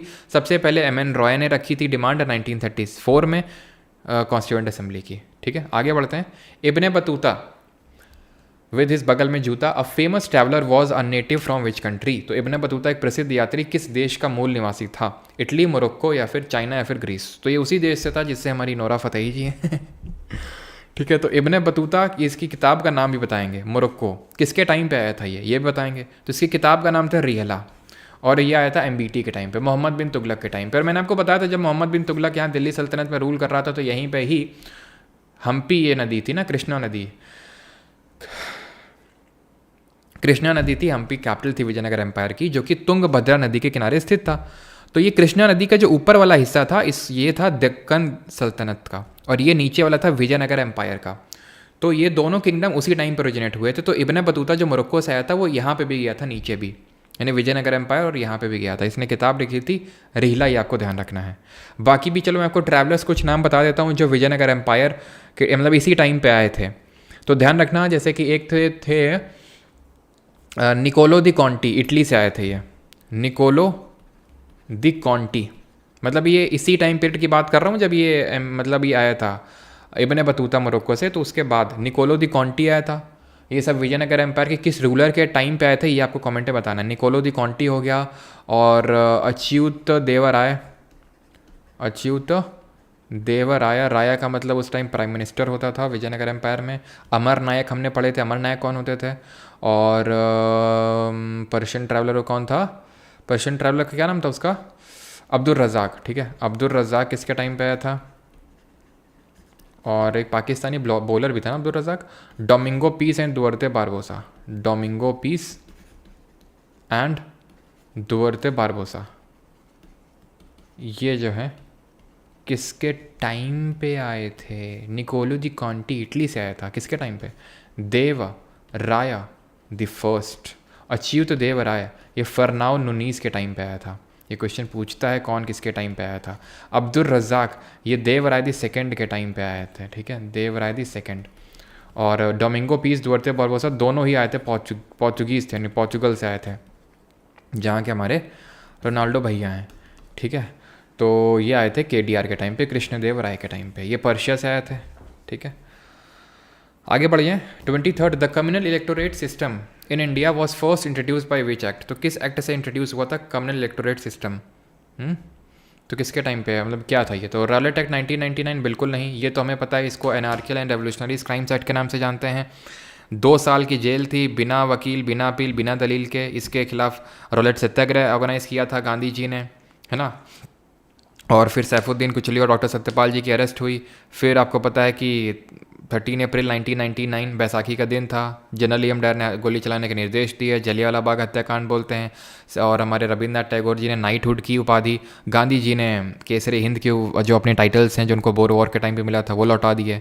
फिर उन्होंने नॉन कोऑपरेशन मूवमेंट असहयोग आंदोलन लॉन्च किया, खिलाफत के साथ जोड़ दिया, और बाद में उसको वापस ले लिया 4 फरवरी 1922 में जो चौरी चौरी की घटना हो गई थी। तो ये सारी चीज़ें हमारी लिंक्ड हैं, तो वो उससे लेना देना इसका नहीं है। उत्तर इसका ऑप्शन नंबर बी होगा, गवर्नमेंट ऑफ इंडिया एक्ट 1909, जिसको मॉर्ले मिंटो रिफॉर्म के नाम से जानते हैं, क्योंकि उस समय मॉर्ले सेक्रेटरी ऑफ स्टेट हुआ करता था और मिंटो उस समय वॉइस रॉय हुआ करता था, इसलिए ये है क्या, कम्युनल इलेक्टोरेट। तो इसने सबसे पहली बार सेपरेट इलेक्टोरेट यानी कि पृथक निर्वाचन का कॉन्सेप्ट रखा था। सेपरेट इलेक्टोरेट किसके लिए लाए गए थे, तो मुस्लिम्स के लिए लाए गए थे। इसका मतलब क्या होता है, इसका मतलब ये होता है कि मान लो कोई रीजन है, ठीक है, यहाँ पे मुस्लिम ही खड़ा हो सकता है और उसके लिए सिर्फ मुस्लिम ही वोट डालेंगे। सर अभी भी तो ऐसा ही होता है कि दलित खड़ा हो गया तो दलित, बिल्कुल होता है, लेकिन वोट हर कोई डाल सकता है। ऐसा नहीं कि दलित सीट आई है तो दलित ही सिर्फ वोट डाल सकते हैं, महिला सीट आई है तो सिर्फ महिला ही वोट डाल सकती हैं, वो हमारा नहीं होता है सेपरेट इलेक्टोरेट। सेपरेट का मतलब होता है मुस्लिम ही खड़ा हो सकता है और मुस्लिम लोग ही वोट डाल सकते हैं। तो ये था 1909 में, जिसको कि government of India act, Bharat सरकार अधिनियम जो था 1919 का, इसको किस नाम से जानते हैं। तो इस पृथक निर्वाचन को, सेपरेट इलेक्टोरेट को इससे एक्सटेंड किया गया था, बढ़ाया गया था। कैसे बढ़ाया गया था, अभी तो सिर्फ मुस्लिम को दिया गया था, अब इससे 1919 वाले से एंग्लो इंडियन को भी मिल गया, क्रिश्चियन को भी मिल गया, तो इन सब को भी दे दिया गया क्या, आपका ये जो सेपरेट इलेक्टोरेट है। इसको हम बोलते हैं मॉन्टैग्यू चेल्मसफोर्ड रिफॉर्म्स के नाम से। क्यों, क्योंकि मॉन्टैग्यू जो था उस समय सेक्रेटरी था और चेल्मसफोर्ड जो था ये उस समय वॉइस रॉय था। पढ़ते भी हम कि गवर्नमेंट ऑफ इंडिया जब जलियांवाला बाग हत्याकांड हुआ था तो कौन था वॉइस रॉय, तो चेल्मसफोर्ड था, ठीक। ये चीज़ भी आपको ध्यान रखनी है कि इसी वजह से मिंटो को फादर ऑफ कम्युनलिज्म, यानी भारत में साम्यवाद का जनक माना जाता है, father of communalism in India. किसी ने साम्यवाद जो है वो डिवाइड एंड रूल स्टार्ट किया एक तरह से, क्लियर। 1942 क्रिप्स मिशन आया था, जिसके फेलियर की वजह से ही कौन सा मूवमेंट लॉन्च हुआ था ये बताना है आपको, ठीक है। और 1919 के एक्ट को हम पहले ही डिस्कस कर चुके हैं डिटेल में। क्या क्या डिटेल में डिस्कस किए थे कि ये डायरकी लाया था, कहाँ पे लाया था, द्वैध शासन, और ये बाई कैमरल लेजिस्लेचर लाया था, द्विसदनीय विधानमंडल लाया था, कहाँ पे, बाई कैमरल लेजिस्लेचर। तो ये चीज़ ध्यान रखनी, डायरकी तो लाया था प्रोविंसेस में, प्रांतों में, और बाई कैमरल लेजिस्लेचर लाया था सेंटर में, केंद्र में, ठीक, क्लियर इतनी चीज़। ASCII is a code for representing English characters as numbers. It stands for, तो ASCII का फुल फॉर्म क्या है ये आपसे यहाँ पे क्वेश्चन पूछा जा रहा है। It is American standard code for information interchange, option number A. क्या चीज़? देवराय तो किंग है ना, तो हाँ तो अरे सॉरी उल्टा लिख दिया मैंने, उल्टा लिख दिया है, मतलब समझ जाओ यार। फर्नाओ नूनीज जो था वो ट्रैवलर था, फर्नाओ नूनीज ये भी पोर्चुगीज़ ट्रैवलर था यार, ठीक है। और ये अच्युत देवराय के टाइम पे आया था, मैंने गलती से ट्रैवलर राइट साइड में लिख दिया और किंग का नाम लेफ्ट साइड में लिख दिया, माई बैड, माफ़ी चाहेंगे, ठीक है। तो ये चीज़ क्लियर है। तो ठीक है, ये प्रोविंसेस में डायरकी लाया था द्वैध शासन, मैंने डायरकी सब एक्सप्लेन कर चुका हूँ, इसका मतलब क्या होता है। सेंटर में बाई कैमरल लेजिस्लेचर लाया था, इसको उलट किस एक्ट ने दिया था, इसको जैसे अक्षय कुमार का एक मीम चलता है ना, वो इधर से उधर उंगली करता है वो, तो इसको उलट किस एक्ट से दिया गया था। अभी उस एक्ट की हम चर्चा भी कर रहे थे जिससे हमने कॉन्स्टिट्यूशन का अपना मेजर पार्ट लिया।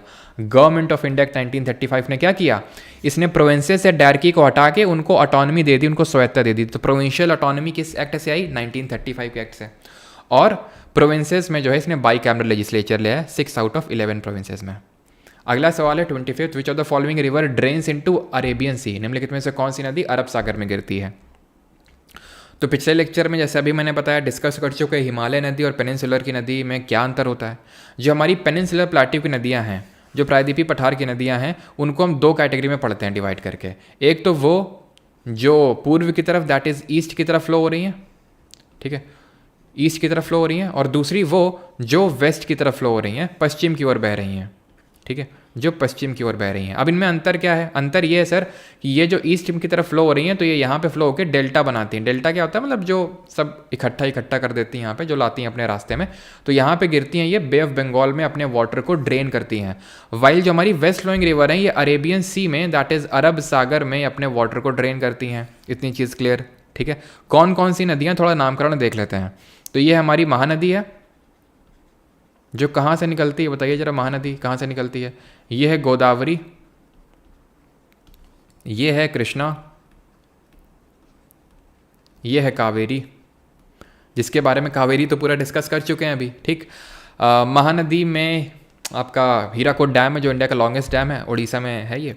गोदावरी की अगर बात करें तो आई थिंक देख चुके हैं, इसको दक्षिण गंगा के नाम से जानते हैं, इसको वृद्ध गंगा के नाम से जानते हैं, और इसकी ट्रिब्यूटरीज भी हम देख चुके हैं कि पर पौआ परसन, MS स्वामीनाथन और वर्ल्ड वॉर 1, इस तरह से मैं आपको बता चुका हूँ। पर पौआ परसन मतलब पेन गंगा, प्राणहिता और पूर्णा, मंजीरा और सबरी, वेन गंगा, वर्धा और इंद्रवती, ठीक है। ये गोदावरी की ट्रिब्यूटरी हो जाएंगे। निकलती कहाँ से है, तो निकलती त्र्यंबकेश्वर नाम की जगह से है। कहाँ से, त्र्यंबकेश्वर से निकलती है ये। कृष्णा, भीम तू मौसी को घाट पे जाके माल रिसीव कर, तो भीमा रिवर, तू से तुंगभद्रा, माल से माल प्रभा, घाट से घाट प्रभा, ठीक है। और कोयना, ठीक है। तो ये ट्रिब्यूटरीज हैं कृष्णा की। कृष्णा कहाँ से निकलती है, कृष्णा निकलती है महाबलेश्वर से, महाबलेश्वर से निकलती है। और ये जो रिफ्ट वैली में फ्लो हो रही हैं दो हमारी नदियां हैं, ये एक तो ऊपर है नर्मदा, जो कहाँ से निकलती है जरा कमेंट में बताएंगे, और दूसरी है तापी। ये है क्या कि ईस्ट में जो फ्लो करती हैं नदियाँ वो बंगाल की खाड़ी में गिरती हैं, डेल्टा बनाती हैं। जो पश्चिम में दैट इज़ वेस्ट में फ्लो करती हैं वो अरब सागर में गिरती हैं और ईश्वरी बनाती हैं, ज्वारबद्ध इन्मुख। ईश्वरी क्या होता है, ईश्वरी इसे समझ लो जो डेल्टा नहीं होता है, क्योंकि यहाँ पे सेडिमेंट डिपॉजिट नहीं होते हैं इसलिए हमें डेल्टा नहीं मिलता है, उसको हम ईश्वरी बोल देते हैं कि यानी कि हमें क्लियरली पता ही नहीं चलता है कि कहाँ पे सेडिमेंट डिपॉजिट हुए हैं। नर्मदा जो निकलती है ये निकलती है अमरकंटक प्लेट्यू से, अमरकंटक के पठार से, ठीक है। यहीं से एक और गंगा की ट्रिब्यूटरी निकलती है अगर आप बता सकें, और जो तापी है वो निकलती है बैतूल प्लेट्यू से, बैतूल प्लेट्यू से निकलती है, ठीक है। महानदी की अगर बात करें तो ये सिहावा की जो हिल्स हैं, सिहावा पहाड़ियाँ, वहाँ से निकलती है। और यहाँ से अमरकंटक का जो पठार है जो छत्तीसगढ़ और मध्य प्रदेश के बॉर्डर में है, यहाँ से एक ऐसे ऊपर से नदी जाती है जिसको बोलते हैं सोन, ये गंगा की सहायक नदी है, ठीक है। डिफरेंट तरह के ड्रेनेज पैटर्न होते हैं वो हम आगे देखेंगे। तो ये रेडियल तरह का ड्रेनेज पैटर्न दिखाता है अमरकंटक। नहीं पता है रेडियल ड्रेनेज पैटर्न क्या होता है, कोई दिक्कत नहीं, हम आगे देखेंगे, ठीक है। क्लियर इतनी चीज़। तो ये रिफ्ट वैली में फ्लो होती हैं दोनों, नर्मदा और तापी जो हैं दोनों ही भ्रंश घाटी में बहती हैं। रिफ्ट वैली में फ्लो होती हैं। जैसे ये नर्मदा है तो नर्मदा क्या है, यहाँ पे इसके ऊपर है विंध्याचल माउंटेन्स हैं, और यहाँ पे सतपुरा, तो विंध्या और सतपुरा के बीच में फ्लो होती है, ठीक। Mahatma Gandhi presided over the Indian national Congress, अभी हम देख चुके हैं, ठीक है। 1924 में सेशन हुआ था, 1924 में। ये कहाँ पे सेशन हुआ था, ये हुआ था आपका बेलगांव में, जो कि कहाँ पड़ता है, ये पड़ता है आपका कर्नाटक में, ठीक। बताने की ज़रूरत है नहीं इसको, ठीक है। इलाहाबाद वाला जो सेशन हुआ था ये इसमें जॉर्ज यूल ने प्रेसाइड किया था, पहले कांग्रेस के ब्रिटिश प्रेसिडेंट या फिर अंग्रेज हमारे प्रेसिडेंट बने थे। तो इसका सही आंसर क्या होगा? ड्रेन इनटू अरेबियन सी। कौन सी अरेबियन सी में गिरती है? गोदावरी तो बंगाली खाड़ी में जा रही, कृष्णा भी जा रही, कावेरी जा रही, तापी, ठीक है। तो ऑप्शन नंबर डी सही उत्तर होगा इसका, ठीक है। नर्मदा और तापी ये दो वेस्ट की तरफ फ्लो कर रही हैं। आगे बढ़ते हैं। हु रोट दी गीत गोविंद? तो गीत गोविंद जो है किसने लिखी? सूरदास ने लिखी है, जयदेव ने लिखी है, रस खान ने लिखी है, फिर मीराबाई ने लिखी है।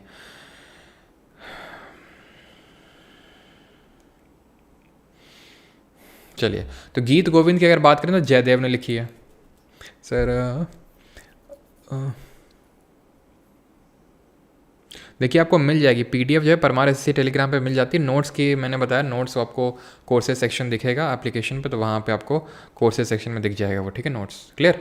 तो यहाँ पे अभी हम डिस्कस कर लेते हैं क्या, जैसे कुछ मैं आपसे बुक पूछता हूँ, जैसे कि बुक एक बताइएगा, मुद्रा राक्षस किसने लिखी? इस कलर से आपको दिखेगा नहीं। कुछ 3 बुक्स मैं आपसे पूछूंगा, ठीक है। एक तो बता दो मुद्रा राक्षस, क्योंकि टाइम उतना है नहीं अपने पास, 8:30 पे क्लास स्टार्ट होनी कंप्यूटर की। राज तरंगिनी, राज तरंग कैसे लिखेंगे? तरंगिनी।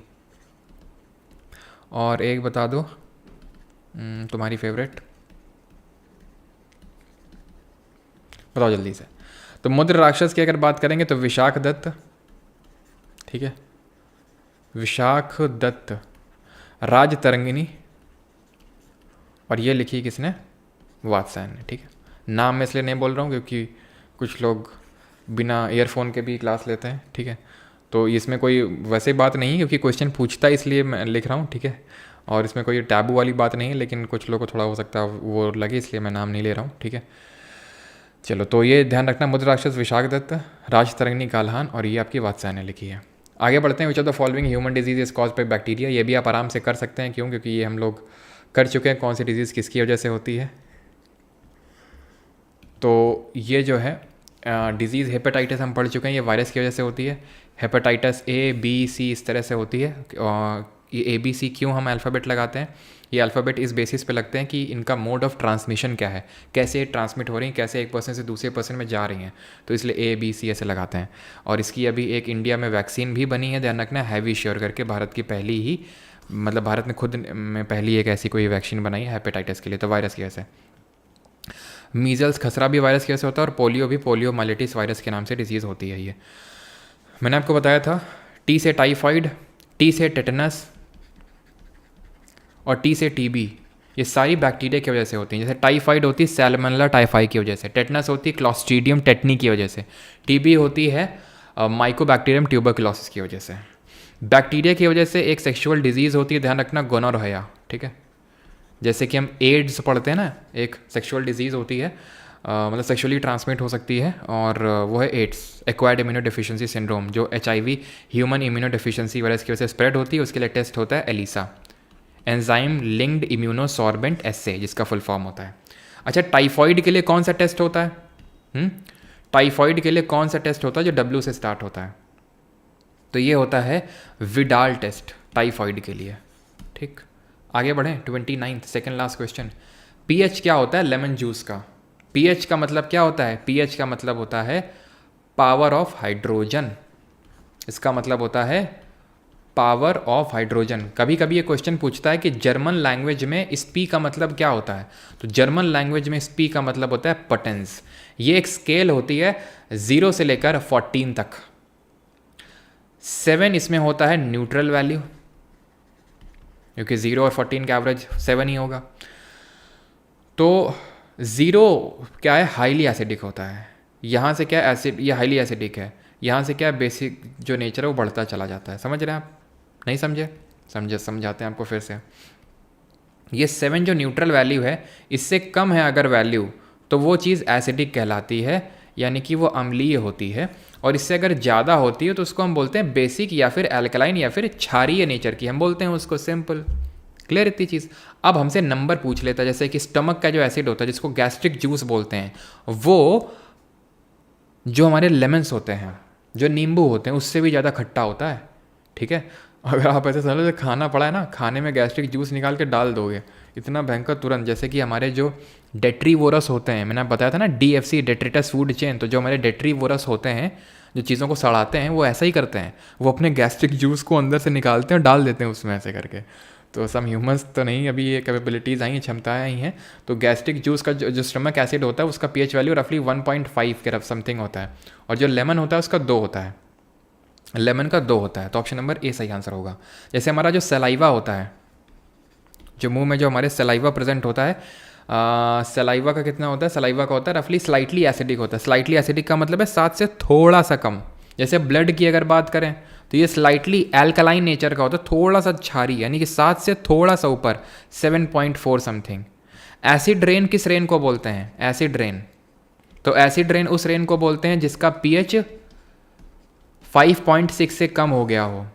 एसिड रेन क्यों होती है, जब नॉर्मल बारिश में सल्फर के ऑक्साइड या फिर नाइट्रोजन के ऑक्साइड उसमें डिसॉल्व हो जाते हैं, सॉक्स और नॉक्स, तो उसको हम एसिड रेन बोल देते हैं।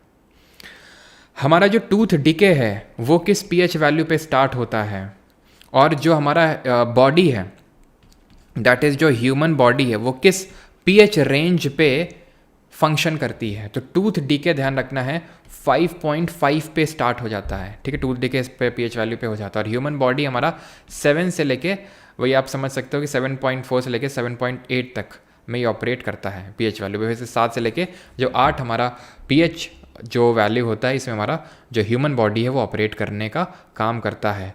और एक क्वेश्चन यहाँ पे आपसे पूछना था, ठीक है आगे बढ़ते हैं, ठीक है। तो 7 से 8 या फिर अगर एग्जैक्ट वैल्यू पूछ लेगा तो ध्यान रखना 7.4, अगर एवरेज आपसे वैल्यू पूछ लेगा तो 7.4 वैल्यू ध्यान रखिएगा। क्लियर, चलो आगे बढ़ते हैं और लास्ट क्वेश्चन देखते हैं, where is the headquarter of UNESCO.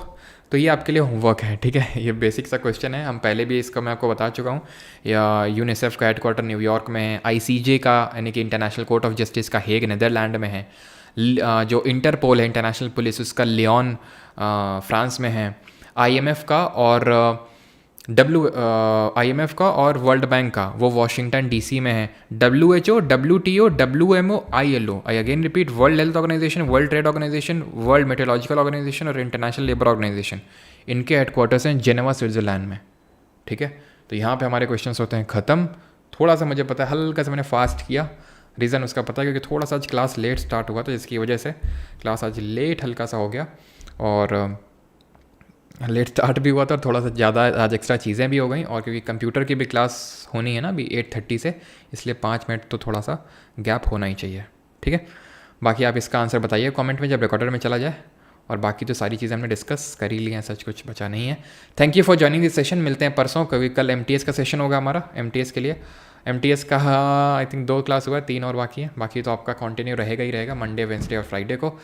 Thank you. इसका PDF मिल जाएगा आपको परमार SSC के टेलीग्राम चैनल में, लिंक डिस्क्रिप्शन में दिया हुआ है, और इसके जो हैंड रिटन नोट्स हैं वो आप एप्लीकेशन से कोर्सेज सेक्शन में जाके ले सकते हैं, ठीक है। थैंक यू, धन्यवाद। वन शॉट वीडियो कब आएगा, किसके लिए जाकी?